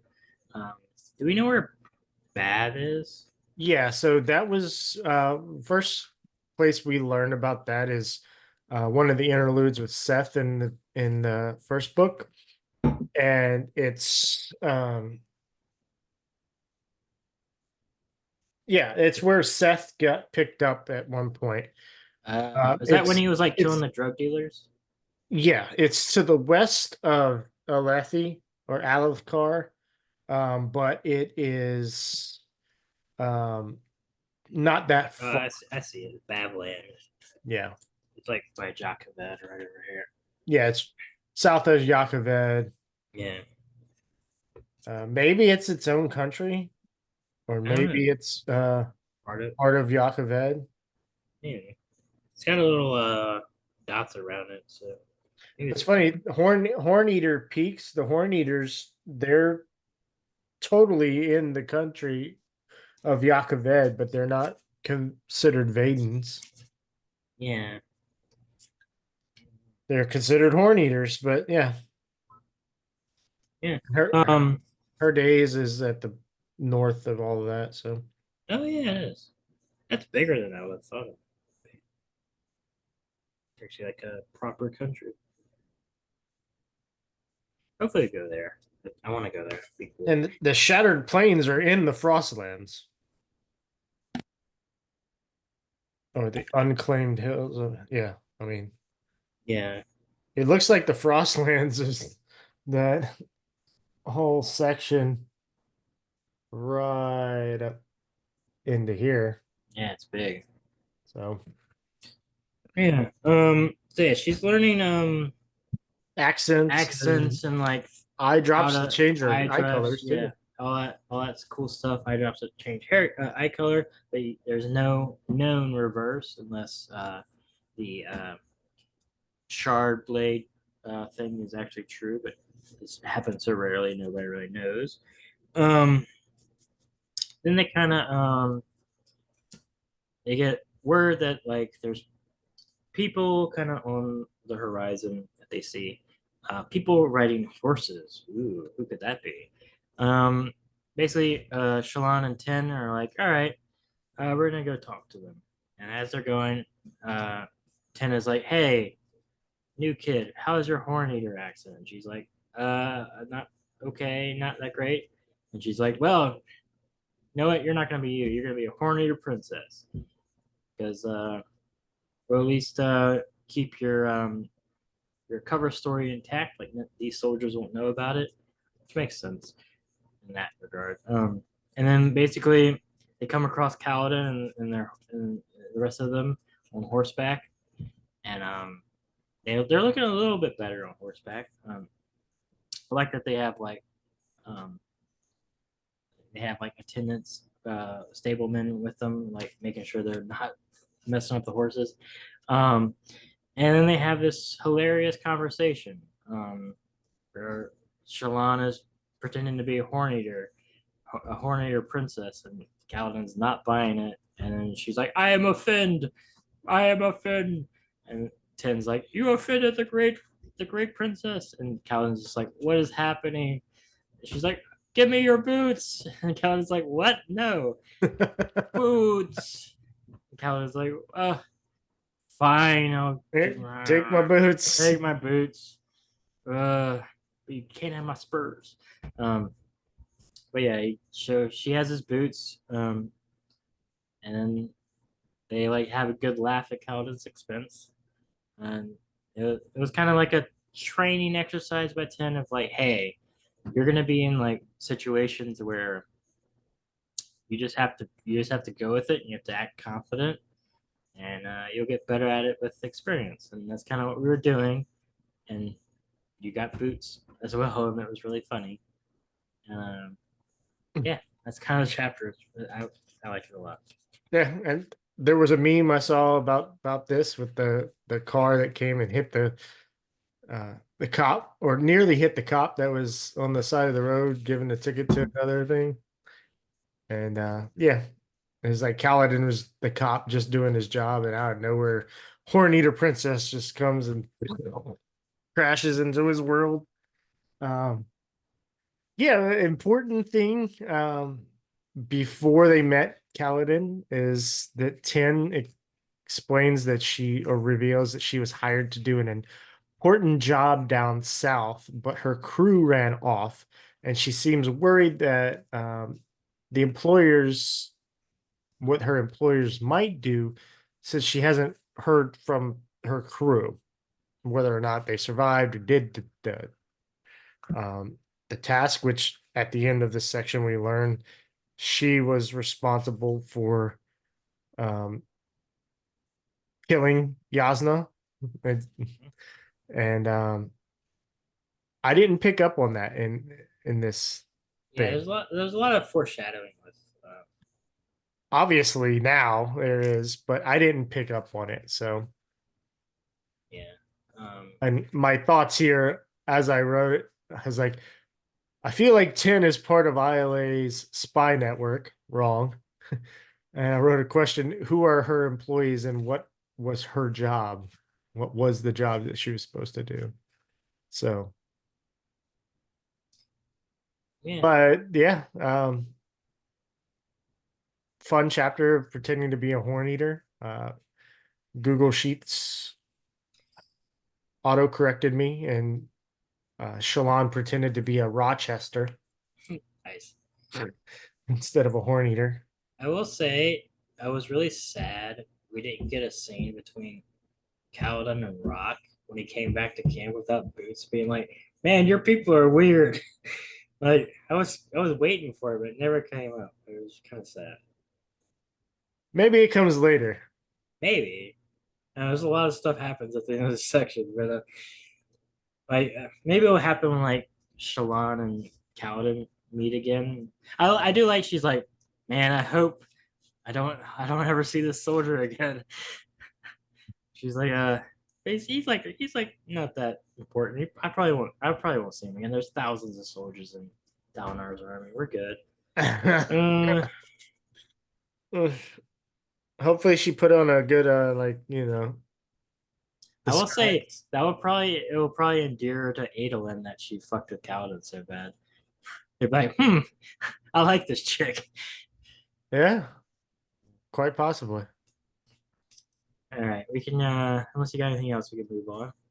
All right, we can move on to chapter 29, Rule of Blood. This is a Sadius chapter, which is fun. Straight on, not just a little hint of him like we get sometimes, but a full-on Sadius chapter. Starts off with Sadius and Amaram. They are taking part in a bridge run, which a run they're not supposed to be at, but they are just doing it anyway, kind of in blatant defiance of Dalinar and the king's wishes. And it went before the other. Yeah. It's like there's a schedule now, so they kind of preemptively went to do it. Amram is kind of like wanting to kind of make up between Dalinar and Sadius, even though that's not possible.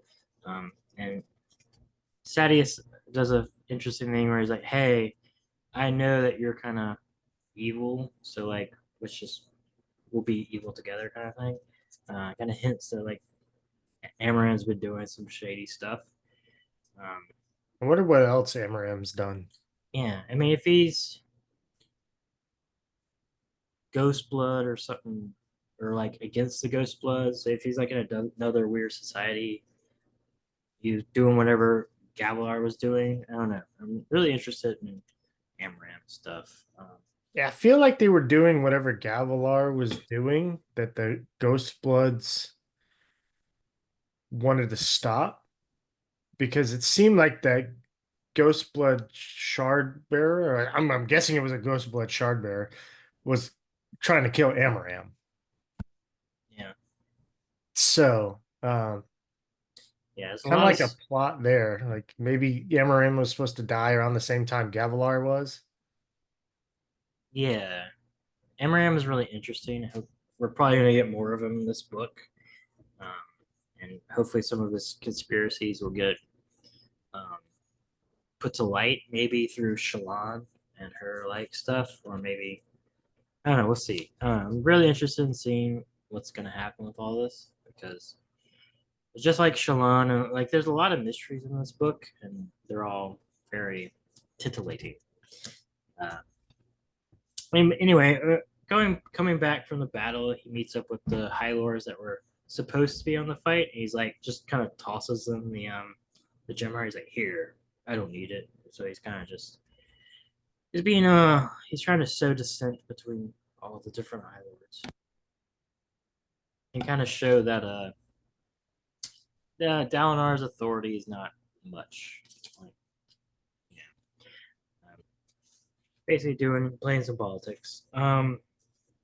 Then later on, he's watching Adolin fight a duel, and basically while that's happening, there's some politics going on. His wife's like, "You should resign as like High Lord of Information and like try to like do stuff." And there's like a lot of politicking going on where they're trying to decide what best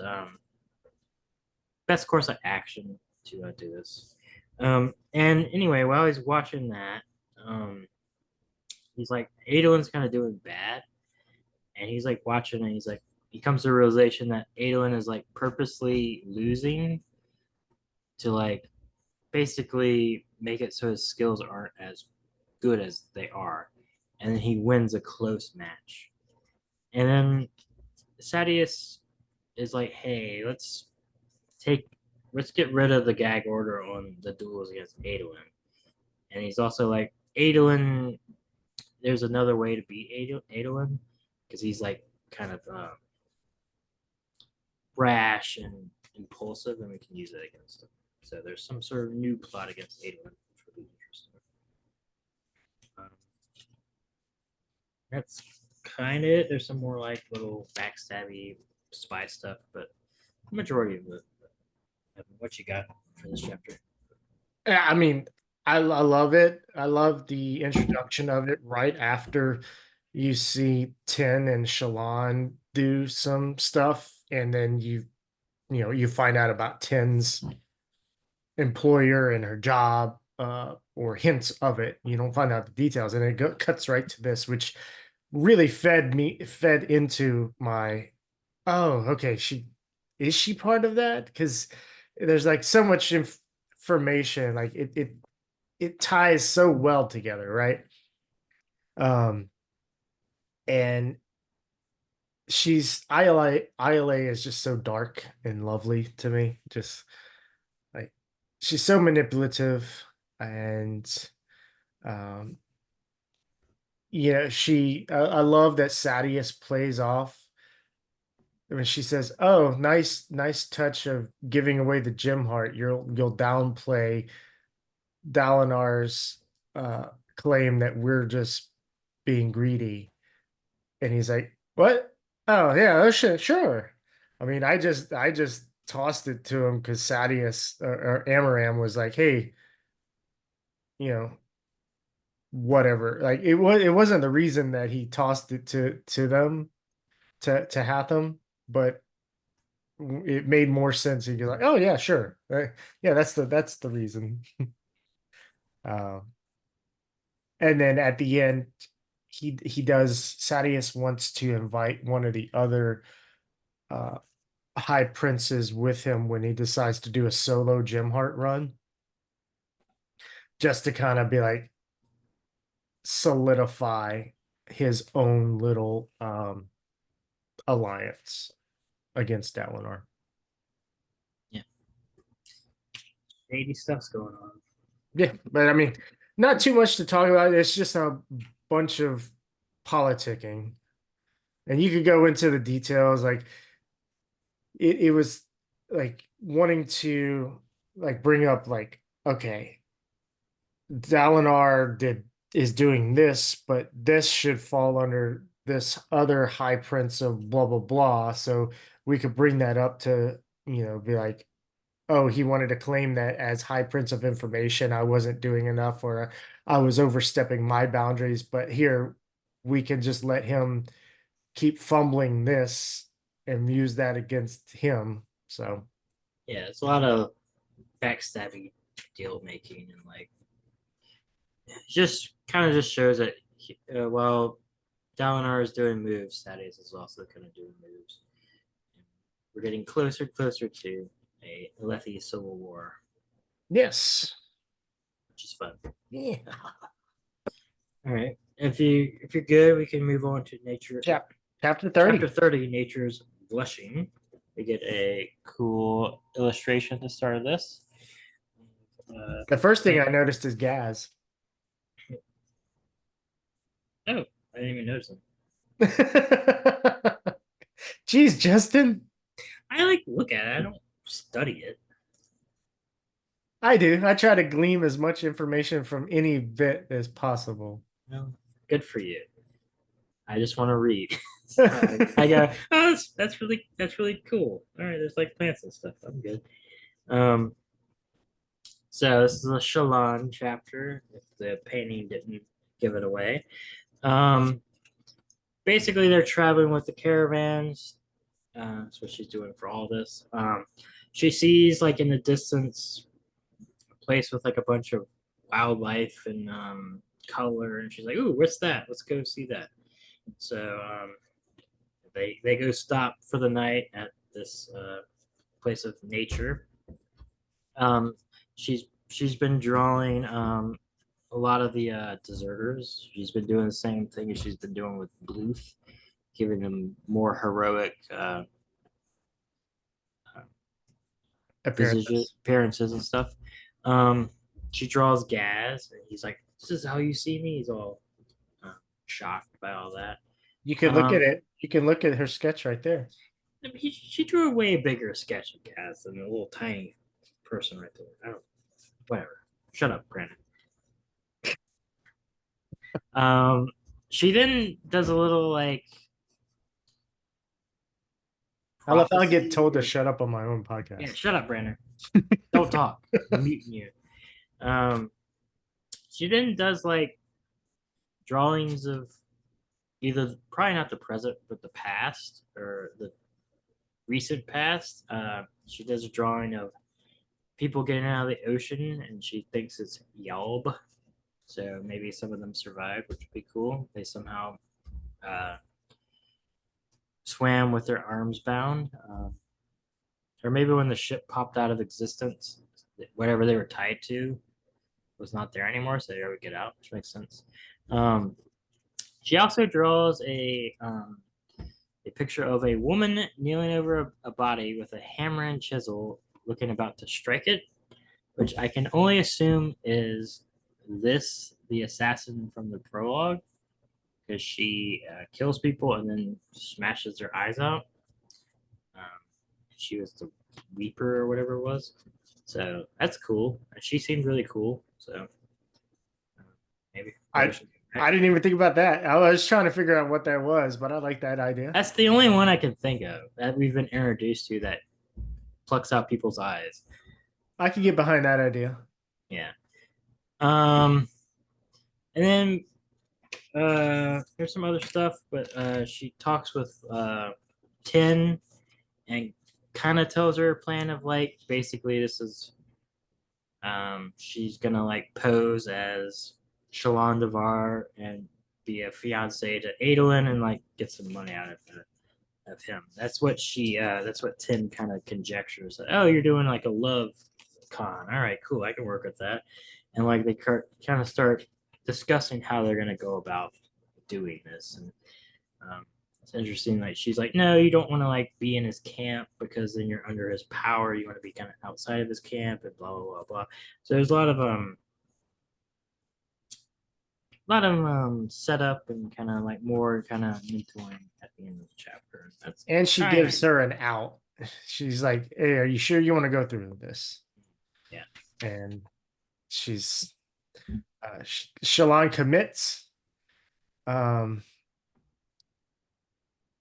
And yeah, and like the con is actually the truth, right? Yeah. Yeah. So, but she still wants Tin's help because she doesn't know what she figures out at the end of this thing. So she still wants her help, and she thinks if she knows the truth, she will like not be. She won't be getting taught as a con, which she wants to be. But we know if she tells her the truth, now all of a sudden she's a target. Yes. Not at this point in time, but by the end of this part. But yeah. Then Shalon, the only thing after this one is she has to find a way how to handle Tin without actually going through with the con on the Kullens. So she's in a sticky situation that the solution is kill Tin, which we find out later. But at this point, you're like, how is she going to get out of it? Which is really fun. Yep. Or like, and because right now you're like just thinking that Tin is just a cool con woman, and like how is she going to react like when she finds out? Is she going to be like Yasna, where she kind of forgives her a little bit and like stuff like that, or so I like their relationship. I think it's short as it is, it's really fun one of like kind of it develops Shalon in a way that makes her character more interesting. Mm-hmm. I definitely agree with that. She becomes basically like a rogue in D&D sense. Yeah. Which rogues are cool. It's our friend Dustin's favorite class. He plays only rogues. So yes. Maybe Shalon will be his favorite character for every reason.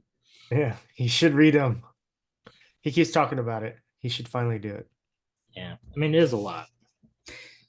They're big books, but they're easy reads. Yeah. All right. And for good, we can move on to chapter 31. Yeah. The stillness, stillness before. before. Yes. Jinx, Jinx, you owe me a Coke. Okay. Well, I'll Venmo you. This has two POVs. We get a little bit in this part of like split POV chapters, which is a little new. Especially with our like main characters, we get it with like side characters like Sadius and stuff. But we get Kaladin, we get Shallan. Shallan's not in it that much. This chapter, Kaladin is talking to a member of Bridge 17 in their camp. He's kind of like the Bridge 17 guy. I don't know if we get his name. But he's like all. Did we get his name? Pit. Pitts. Okay. Pitts. It's kind of he's kind of like guilty that whenever like Bridge 4 would do the hard stuff or go down into the chasms or have to do the bridge runs every time, he would feel a relief. And he's like, he's all like sad about that. And Calvin's like, I get it, man. Bridge runs and all that stuff. We were broken. And but Pitt's like, yeah, but I learned that men can be reforged. So that's what's happening. So he's gonna be one of the like sergeants or whatever that Kaladin was talking with Teft about. That they're slowly kind of converting them back into soldiers, into real men, and not what they were with the bridges. So that was really cool. We also learned that there is a random ardent that wants to draw the members of Bridge 4. So that may or may not come back up. It seemed random enough to pay attention to. We don't get the artist's name or description. I doubt it's Zyle. It's not his style. So we'll see what comes of that. And then we get a little bit of Shallan. So before you move on to Shallan, all right. It's a couple things. One, Teft is missing. Hmm. And I don't know why. And I don't think Kaladin knows, but he's missing. And of course, there's a high storm coming, and Kaladin does not he feels like something's off. Does Teft come back this section? I can't remember. I don't recall him. Okay. Yeah, I when I read this, it was like a note that I was like, oh, cool. But then so much stuff happens in the next chapters, I just kind of just forgot about that. Yeah, So. he has not returned by the end of this section. All right, so I guess that's something to look out for. Yeah, oh, that's fun. You can move on to Shallan's POV. Yeah, we got Shallan. She's practicing her thieving skills. She's practicing sleight of hand, which is fun. She's leveling up. And she, I like that she uses curses that she doesn't know what they are. Just shows how sheltered she is. Basically, she's being taught by 10 that she's like super naive and like she's gonna have to get over that when as she's doing a con woman, and like just kind of like she needs to harden up because the world is rough. And she learns that the king of Yakaved is dead, killed by the assassin in white. And she doesn't really know if her High Lord is dead, and she wants information about that so she knows if her family is safe. And she does this weird thing, this thing of like, well, if our High Lord's dead, maybe that'll help us out because the collectors we won't owe that money anymore. But maybe the guy that succeeds him will need money, so they'll pressure us more. She's like going over these different scenarios about all that stuff. And she she does some stuff where like she's like asks the caravan leader to like, should we stop, to give him like confidence that she has uh, faith in his abilities, and just kind of showing that she's kind of grown how to read people a little bit better. That's kind of it. Yeah. Oh, and she gets a thing of like, hey, which will be important later. Hey, I'm gonna get more information. You can come to my tent later. And it's like, oh, okay, cool. We'll get some more information about Yakuza. Yeah. So, funny thing, 10 watching Shalon squirm whenever she tells her that she's going to have to expose her safe hand for some of the cons. I was like, oh. Shalon starts to feel bad for lying to 10, but then realizes she shouldn't because 10 is teaching her to lie and con. It's like, oh, wait, I'm doing what she's telling me I should do, but I'm doing it against her. They do camp outside the Alethi war camps for the night and during the high storms. Sorry, during the high storms. And then of course, so the title, The Stillness Before, I think this chapter really seems to build tension. Mm. And I think the Kaladin and Shallan POVs being in it really feed into that really well. Because you got Kaladin and what's with the upcoming high storm, what's going to happen with him and his worries with it, and Dalinar, and then Shallan with Tin and the caravan. So it's like, all right, here comes the storm, and obviously the stillness before the storm, so the calm before the storm, and there's literally a high storm, but we're gonna see all hell breaks loose with these next 3 chapters, and then the interludes, like, like, because I think those interludes happen during this high storm. Yeah, they do. I was gonna bring that up. So that's important to know as far as timing goes. If you're one that follows timelines and goes, oh yeah, okay, this is happening here. I think Yeah, Brandon does a really good job of like keeping yeah, and the appearance of high storms helps with that too, because you might not have somebody experiencing a high storm. Like you might have Dalinar in a high storm and then cut to Kaladin and go, the morning after a high storm, you're like, oh, okay, that yeah, that high storm was just there. That's where we're at. So yeah. It can get confusing sometimes, but he does it really well with keeping the POVs straight of the timelines. All right, yeah. We can go ahead and move on to 32 if we want. yeah, we get a mini mid book Sanderlanche. Yeah. We get 32, the one who hates. POV is Kaladin and like 3 sentences of Shallan, which is funny. Kaladin is dreaming his kind of like Stormfather dream again. It's like in the wind and he's like going all crazy. He realizes that it's a dream this time and turns around and confronts the Stormfather.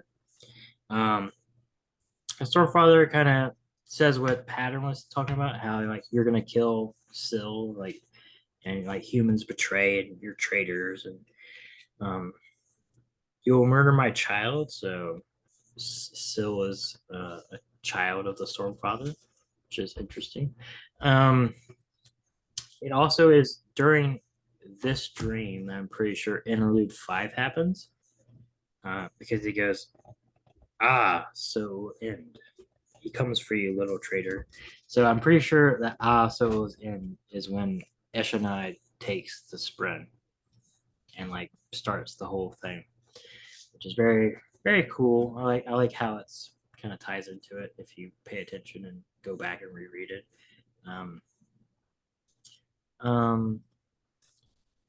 He wakes up. He's in the palace watching the king and all of them. He fell asleep. I wonder if it was like a magical sleep, like if the Stormfather kind of tried to wanted to talk with him because it seems a little weird that he would go to sleep on duty like that. Doesn't seem like a Kaladin would do. And he's like, he senses something is wrong. He's like, oh my god. He like goes up and flings open the window. He's like trying to see the storm. He's like looking at it all crazy. Then we get the briefest Shalon thing. Pattern's like, Pattern's freaking out. So Pattern seems to probably have sensed that Odium has returned, or the Sprint of Odium have gotten into the Parshindi. Then we switch back to Kaladin. This chapter's long. Sill's like freaking out. Kaladin's freaking out. He's like, "Hey, we gotta get the hell out of here. Something's coming. Let's go." And he like rushes into Dalinar's room with Navani. Navani's like, "What are you doing?" He's like, "We gotta get out of here. Can you wake up Dalinar? We need to get out." And Dalinar's like, "I'm awake. What's going on?" He's like, "Something's coming. It's bad. We gotta get out of here." And he's like, Downer's like, "How do you know?" He's like, "Instinct," but he doesn't tell him that he's a magic user quite yet. And then so then he's like, "All right, let's go." So they start going down. They're going down the back way. They're going down. Then they come to a hallway that's completely dark. And they're like, "What? That's weird."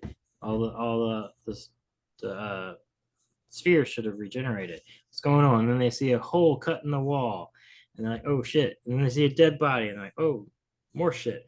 And then coming out of the darkness, like the true badass, is Seth Sun Verlano, and then it's on. The fight is on. It's a really cool fight. Adolin gets fucking sent to the roof and like crashes in the roof. He's kind of taken out. Downer is like, "I'm not drunk. I'm just time to mess you up." Him and Kaladin fight. They even stab Seth like through the chest, and like he's like has so much stormlight, he's just cool with it, which is crazy. They're like fighting. Kaladin gets his arm cut with the shard blade, and like it's just dead. And it's like, oh no, what's gonna happen with Kaladin? Then they're fighting. Dalinar does the cool like samurai catch the blade before it like kills him, and then he's like this, and it's really cool. And then the chapter ends with Kaladin kind of shoulder tackling Seth through the hole that he made in the wall, and then they're falling outside the palace, and that's the chapter, and it's really cool. Yeah, it's a really freaking cool chapter. One thing you did miss is Eshonai's messenger had finally made it. So they had plans to meet with Eshonai to discuss a possible treaty. And yeah, just like Adolin being sent up onto the being lashed to the ceiling. It's funny, and then like Seth Stormlight slapping Dalinar. He's like, "Oh god, that hurt." Again, Kaladin realizes like, man, he was filled with Stormlight. Like that's gotta hurt. And then let's see. Oh, I forgot to say, Seth says that he's here for Dalinar, not the king. Yes, that is important. We already knew that, but it's important for the other characters to know. Also, during the fight, Kaladin wonders how Seth could be a Surge Binder. It's like, what Spren had chosen this man? And you mentioned it. Dalinar's like, "I'm not asleep at the table this time, you bastard. You're not taking another one from me." And still tells Kaladin that no Spren guides Seth. Is that what makes him truthless? Mm. And then Also, is that true? And is it true? I mean, you'd think that Syl would know. If Syl is knowing, she could see other Spren. Yeah, how does he have? I don't know. I want to know more about that, because then how does he have powers? Does he have just a really high midichlorian count or something? I don't know. We'll find out. Yeah. And then world building wise, so Braze, Braize, is just another name for the void or damnation, and is home to demons and monsters. And So it's just the horse realm. oh yeah.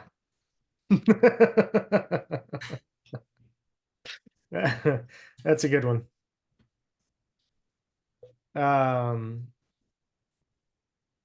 Yeah.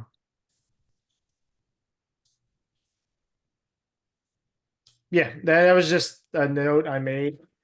Yeah, that's Just cool. from other things that, previous reads where somebody was mentioning Braze and things that I was like, where did that even mention in the book? And it is. So Yeah, um it's cool. I guess that's yeah. It's always fun getting different words for things, and as long as it's not too much like Silmarillion that has 5 different names for the same gods. Um, and it doesn't get overwhelming. I like all that. yeah. But yeah, we can move on if you want. Yeah, It just kind of continues. it does. Into chapter 33, burdens. This, like you suspect, would be a Kaladin chapter. They're basically falling out of the window. Kaladin's able to like use stormlight and stuff to like survive the fall. He's still kind of He realizes that Seth, being has a surge binder, has spheres on him, so he pilfers some of Seth's spheres. Yeah. Exactly. Seth is very confused about how he survived, which is really funny. He's like, "Did I lash you up? Did I keep you alive somehow? Why are you alive?" I'm so confused. Um, And this is where Kaladin learns the word lashing. yeah. No, it's probably not, but probably so. In this context, I guess he needs to come up with his own word, so we can have him and Seth fight each other. He could be like, "I do something," and Seth lashes. And it's just gonna be very confusing. It'd be really cool. Um.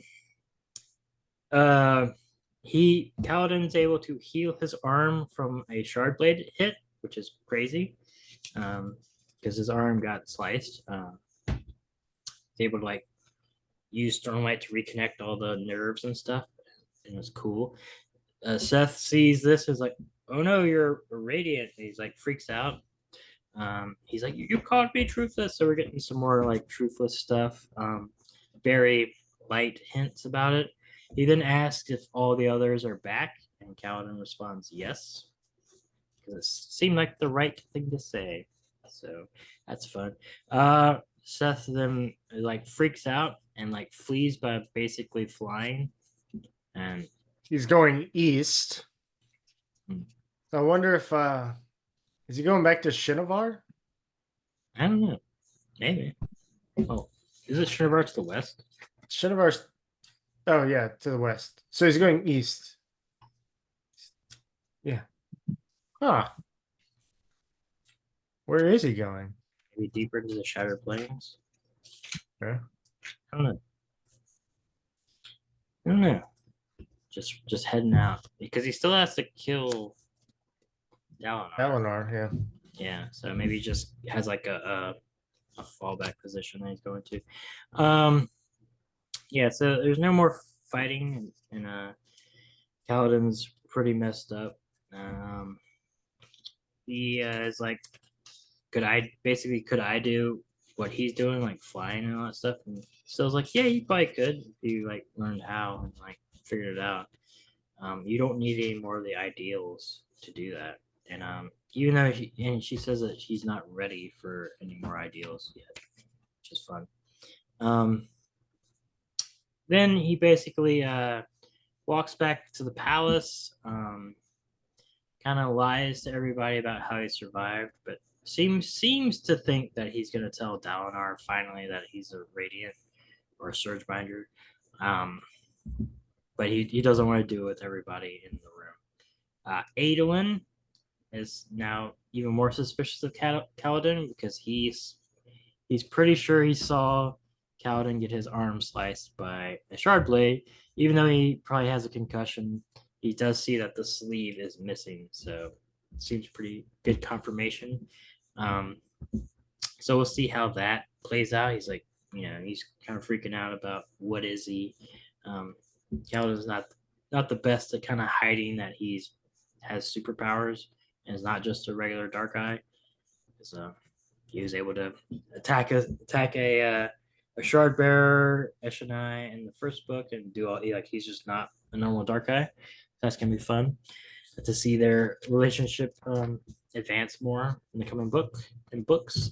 And then Cal goes and it's very sad. He goes and finds his dead bridgeman that Seth killed while infiltrating the palace.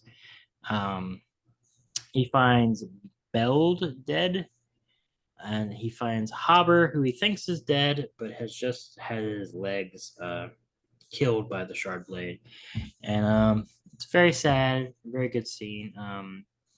But he says that he's still Bridge 4 and that he can just cook and he can learn from Rock. And it's very, very sweet and bittersweet at the end of this chapter. What you got? All right, so the glyphs that were etched on it with a knife in the back of the king's door said 38 days to end the end of all nations.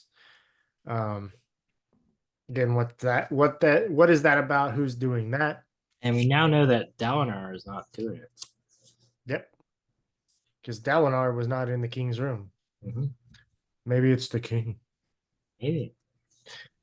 Maybe other thoughts? Two big important things. Syl tells Kaladin that Seth's shard blade is different from others.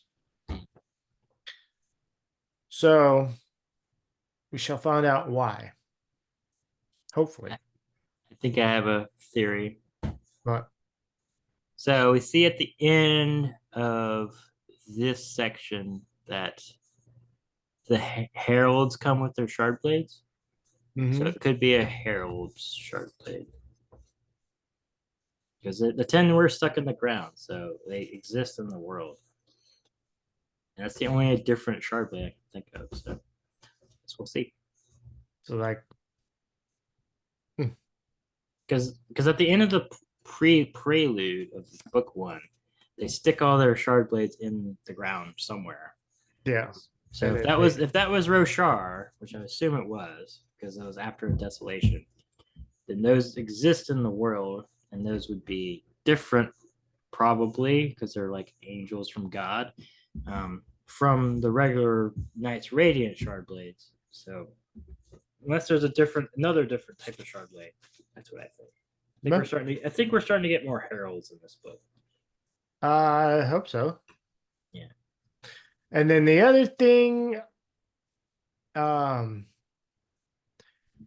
maybe for my theory here on Truthless, maybe Truthless doesn't mean that he has no spren, but that he's an outcast publicly because he tried to warn of what's coming.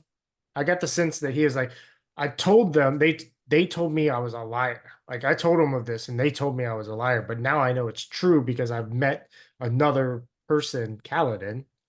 So he tried to warn them of what was coming in the return of the Radiance, and they all told him that he was lying about it. It wasn't true.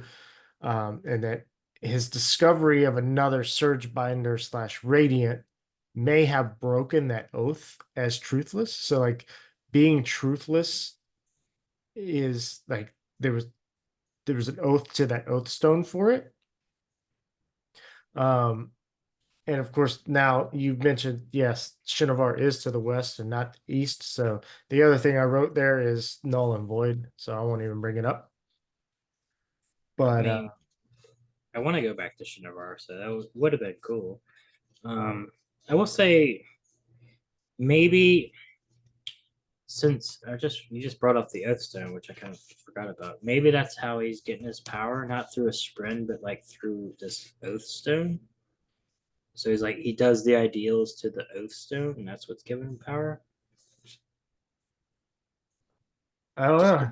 Just because it's called Oaths, and the Knights Radiant do Oaths. So Well, there's our ideals, I do, yeah, but kind of same thing. But kind of the same thing. Yeah. I don't know. It's just a thought. I guess we'll find out. yeah, I do like how this series has so much stuff going on. We can have these like discussions about theories and things. I think it's good writing, good world building. That we don't know all the answers. It'd be kind of boring if we did. right. All right, you want to Huh. move on to the final chapter Yeah. before the interludes? Yeah, this chapter is really good. This is chapter 34, Blossoms and Cake. This actually refers back to something else that Tin said in a previous chapter where she said, your life is all blossoms and cake, but life isn't all blossoms and cake. Tin finds out that it wasn't all blossoms and cake. This is obviously a Shalon chapter.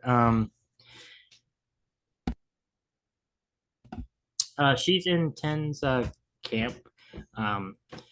She's getting reports from her sources in Yakaved.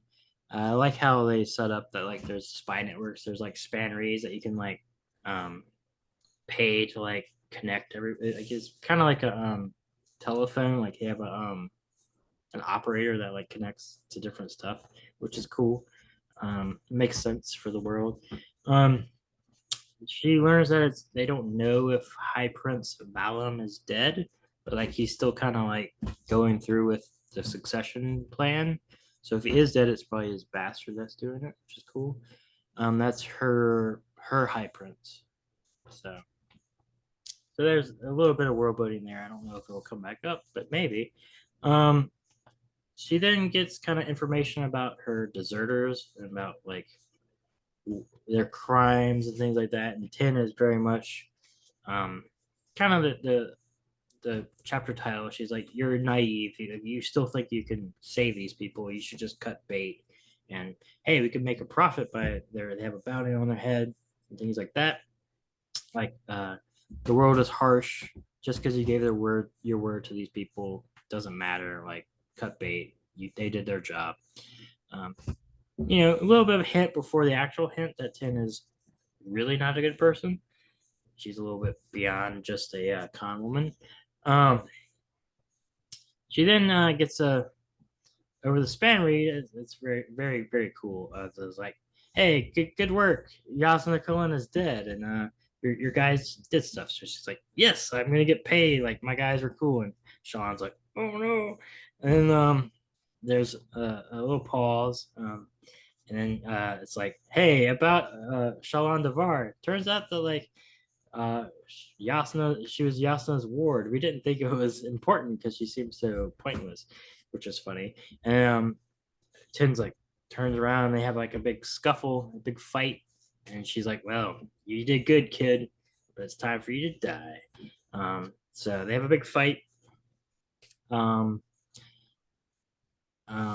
It's really cool. She finally summons her shard blade. She like holds it like this, and it just materializes straight through her chest, which is really cool. And she's like all cold and kind of like a different persona. And basically, while the fight was going on, a pattern went and got all the deserters, Gaz and Vatha, and all of them. They basically were killing all the rest of her guards that were kind of set up around the camp. And then they see her with the shard blade, and they're like, "Oh shit, you could have killed us this entire time!" Like they kind of reaffirm their devotion to Shalon, and they like get it. So she kind of has like an actual crew now. They seem very devoted to her. They say that they heard the voice of the Almighty when Pattern would talk to them. So, got a little bit of religious fervor with her. And then the last thing, which is like one of the coolest things I'm so ready to read about, is the span reads like, "Hey, we got some contacts in the war camps. Do you want to set up a meet?" And Shalon writes, "Yes." And that's how we end Shalon's chapter. It's super cool. Yeah, so Couple things. One, all right, Shallan kills again. We know she's killed before. And then Shallan will infiltrate the Ghost Bloods. We learned that Tin was a member of the Ghost Bloods. Or she was at least hired by them. We don't know if she was actually a member. Could have been like a subsidiary. Yeah. I'm confused. The one thing I was confused about, all right, so let's see. They're having this conversation, but here's the thing: the lies we tell, the dreams we create, they're not real. We can't let them be real. This might be the hardest lesson you have to learn. She turned to Shallan, and this is 10. Her expression having gone hard, all sense of relaxed playfulness gone. When a good con woman dies, it's usually because she starts believing her own lies. She finds something good and wants it to continue. She keeps it going, thinking she can juggle it. One day more, she tells herself. One day more, and then Tin dropped the cup. It hit the ground, the wine splashing blood red across the tent and Tin's rug, which sparked the red carpet once it was white, which is a flashback. Um, why did she drop? Was it part of like a? Was it the and then shit hits the floor? Is that No, she's trying to put into Shallan that all this stuff is transient. Like none of it matters. Like okay? so you She should be purposely dropped the wine. yeah. Okay. Because remember she's like The next one, she says, "You she's think like I could drag this into the Shattered Plains?" yeah. So basically, it's like what she's trying to convince Shallan before she knows all this stuff about her is that like, hey, if you can't get attached to things, you just have to do the con. Like once a con, the death of a con woman is when you get attached and you try to keep things, because then like obviously you try to keep the con longer than what it needs to be, and you get found out of the people and they kill you. So like just don't care about anything and don't care about stuff. Like oh this rug means nothing. Like it's expensive, but who cares? Who cares about it? That's kind of her philosophy. Okay. All right. And then the last thing is the Ghost Bloods have found Uruthira. So And they learned about it from a different source than Yasmin's information, which was interesting. yes. But yeah, that's that whole section. I'm really excited for Ghost Blood infiltrating Shallan, maybe personating 10, which will be cool. Doing her whole faceless. She really is becoming Arya Stark. Yeah, she is. Which is cool. All right, we can go on to the interludes if you want. Yeah. But yeah, this chapter was one of my favorite. 34 was one of my favorites. It was so cool. Big, yeah, a little, like you said, a little mini Sanderlanche for both POVs. Kaladin was before with all the assassin white coolness, and then we get another one with Shallan. So I wonder what the real Sanderlanche is going to be in like 400 pages. Yeah. It's gonna be fun. We can do 5 and 8 Together. together as the Esh and I POVs, interludes.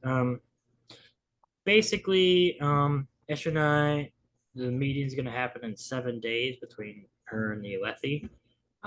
She is gonna go out in the high storm, same one that was happening with Kaladin and all the rest of the people, to change into the storm form that her sister figured out. She goes out and she has like a cool shield that she like braces against, and it's really cool. She goes in the high storm. She sees the Storm Father. She has a conversation with him, and she cannot stop the change once it happens. It's really sad because she like rejects it, but it's already too late. And she basically starts to change. She goes into the sunken place from get out. She's now kind of a passenger in her own body, which is very scary. She then basically 8 or whatever. She comes back to her people and she's like, "Look at me! I'm so powerful now. We should just start doing this for everybody, and we're gonna crush the humans." It's like 3 pages or whatever, and then you hear Eshonai screaming in her head, and it's all very sad. She's been taken over by Odium. That's kind of Yeah. that. Yeah, and this we could talk about the listener songs, the epigraphs along with all this. So like um one, we find out that the Stormfather, like the listeners believe that he was a traitor. He was a Spren that decided to protect the humans rather than the listeners. So we're getting some like old stuff about the world here that like the listeners might be the original inhabitants of the world and humans came from somewhere else. Uh, and so like Spren were always connected with um, the Parshendi or the listeners at a more deeper level than we see them connected with the humans right now. Then of course the Spren that was in the red Spren was a corrupt Spren that is required for the storm form. And going back to the listener song, that was at the beginning of chapter 22, and it's from the listener's song of the winds, the fourth stanza. It says, "The storm form is said to cause a tempest of winds and showers. Beware its powers, beware its powers. Though its coming brings the gods their night, it obliges a blood red spren. Beware its end, beware its end."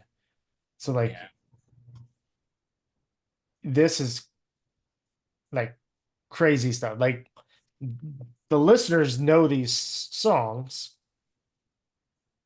and they they obviously know the dangers of this stuff. There was another one. So let me ask you this: Yeah. if we don't really need to go over all of them, it kind of reminds me a little bit of like a video game where it's like here are all the enemies you might fight. Which form are you most looking forward to see? Because we're seeing a storm form. Yeah. So like I like that. I think night form is gonna be an interesting one. And then smoke form, those seem like they kind of go almost hand in hand as like kind of infiltrator and roguish type stuff. Yeah, Those decay form sounds crazy. Decay form destroys the souls of dreams, a form of gods to avoid, it seems. Seek not its touch, nor beckon its screams, deny it. Watch where you walk, your toes to tread, uh, over hill or rocky riverbed. Hold dear to tears that fill your head, defy it. So that one seems pretty crazy. yeah, I don't even know what the fuck that means, but Yeah, I don't know. um let's see, hold on. There was one that I was gonna mention. Is it 28? The betrayal of Spren has brought us here. They gave their surges to human heirs, but not to those who know them most dear before us. 'Tis no surprise we turned away. Unto the gods we spent our days, and to become their molding clay they changed us. Yeah. Um, and there's another one about unmade. So like 31, they mentioned something unmade. So crafted of gods, this form we fear. By unmade touch, its curse to bear. Yeah. Um, I'll say this in general for both parts. I like the epigraphs more in this book than Way of Kings yes. because it's not just like stuff you don't understand. It's like, oh, this is like Navani and her journal, which is really cool. And it's like, oh, it's the listeners and all their crazy forums and like their religion and all that stuff. And, It really gives you a whole lot more insight. That like this stuff, it's like, oh crap, holy crap. like I wish the Hoyd letter pertained to more stuff in the first book or something. I don't know. I find that he did a better job this book of like making them relevant and like interesting instead of just confusing. Yeah. So yeah, I really love all those epigraphs. Um, you could probably sit there and study those and theory craft out of so much stuff. Um, and it does talk about red spren in there being a danger in the storm form one, I think. Yeah. Uh, there was a couple of those storm form, but anyway, yeah. So it talks about all the forms that we know. My last question here is: do you think Vinley betrayed Eshonai, or was Vinley also tricked? Um, I think it was an accident. I think it's like more tragic that way. One, we know that they were gonna have a meeting in 7 days to maybe end the war. But I think Vinley, because if I remember correctly in the first part, she's just like, yeah, there's like old superstitions, but we're getting wiped out. We have to like do whatever we take. So I think like she just didn't take the warnings to be real or serious. She's like, oh, this is just ancient mythology, like whatever. We need the power, and it turns out to be real, and it's very sad. And of course, Thude was starting to warn of the song that mentions the red spren and was cut off. So Yeah, she has like red eyes now. It's really cool. yeah, Um, and so and hair. She hasn't had hair in a while because in war form they don't have hair. yeah, I don't know. It does seem like Stormform looks really cool, and like they can like jump farther now and stuff. So it will be interesting to see. And they don't need to get a running start either. Yeah, it will be interesting to see that, and if Eshonai is ever able to like break free of Odium's compulsion. Hopefully, because she's really cool. And it would suck if she was just kind of a slave to Odium for now on. Yeah. It would be very tragic, though. We can go on to Interlude Interlude 6. 6, Xyle. This is just like really quick. Basically, Kaladin comes probably right after his fight with Seth and knocks on the door. Is like, hey, is your offer to train me still good? And he's like, no, but come back in the morning and it will be. So Kaladin's gonna get trained by him. And then he at the very end he expected a voice to speak in his mind. It's drifted off, but of course there wasn't one. Hadn't been one for years. So he had a spren. Whether he was once a nice Radiant or like Herald or something weird, he has a mysterious past, which I really want to see because he seems like a really cool character. I can't speak on the subject. Yeah. Oh, there you go. Huh? So there you go. Um, It's more just like a tease for like the next part, basically. yes. Damn monks only got one. Oh yeah. Yeah, I like his thing here. And don't be green from the ground. The boy paused by the door. Don't be, huh? Stupid language, Xyle thought, climbing into his cot. No proper metaphors at all. Just leave your attitude and come to learn. I hate beating up people younger than me. It makes me feel like a bully. So I love the old like training your character, like Stick from Daredevil and Xyle, and there's a billion of them. They're all cool. yeah, Like, it's a trope I really like. So I'm looking forward to more of him, whatever his past is. I'm calling it now. He's a herald, but we'll see. Probably wrong. Then we can go to 7, Talon. This is a weird chapter. It's basically like the herald from the end of the first book, Talon. I forget his full name, but the one that Wit saw at the very end of the book. He's been, Alanelli Lynn. yeah, Talon, whatever. He's been transferred to the Shattered Plains.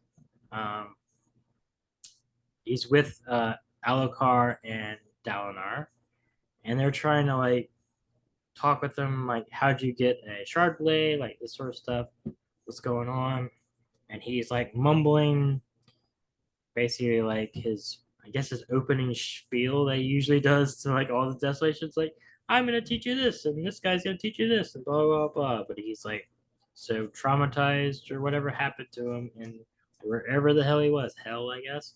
Damnation, or as I Damnation. just mentioned, Braze. It So Braze. apparently they get to send to Braze. Yeah, apparently that was real. He's like just mumbling stuff, but it seems like he's been here too late. Too late. So that's bad. Also, they now have a shard blade that no one knows about, and my theory is Dalinar is going to take it because he needs a shard blade to kill the assassin in white, and it's good to have a hidden shard blade. So I'm guessing that's where it's going to go. Don't know, but yeah, maybe this guy will recover his sanity, or maybe he'll just be there to be weird and kind of be that's his job. Yeah. I don't know. I mean, I like the ramblings of a madman. It's cool. Yeah. I also like what Wit did to Borden here. It's like he said it needed an objective frame of reference by which to judge the experience of your company. Somewhere between 4 or 5 blows, I place it. I don't rightly understand what he meant, sir. I think he was mocking me because like Wit went off and grabbed a rock and hit himself in the head a few times before running off and not coming back to the Shattered Plains. You know what that reminded me of? Have you seen the latest season of The Boys? No. Okay, never mind. A person in The Boys does something to her brain to make her stupider. Oh, nice. And it kind of reminded me of what it's doing. Yeah. And I'll leave it at that. So, what do you hope for in the next section? Well, I'm looking at part 3. We're getting Shallan, Kaladin, Adolin, and Navani. So I'm looking forward to Navani. Her POV, though limited, we get and so far she's always cool. I'm looking forward to Shallan finally reaching the Shattered Plains and meeting the rest of the characters. Meeting Adolin, her confrontation with Kaladin is going to be really fun.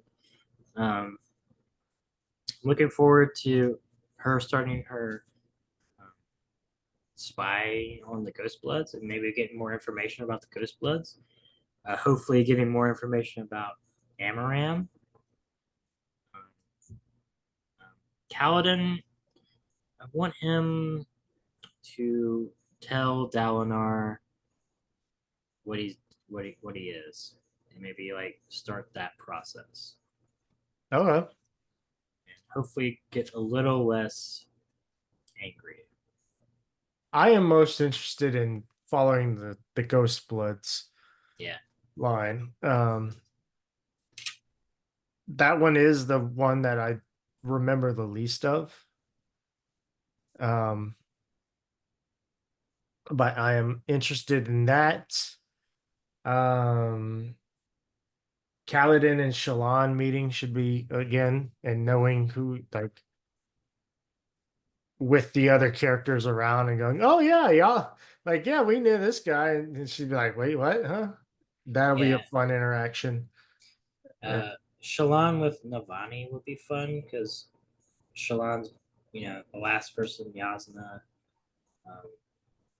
was with and kind of cared about. And she has Yasna's research, so like giving Navani Yasna's life work will be cool. see what type of relationship they have with like.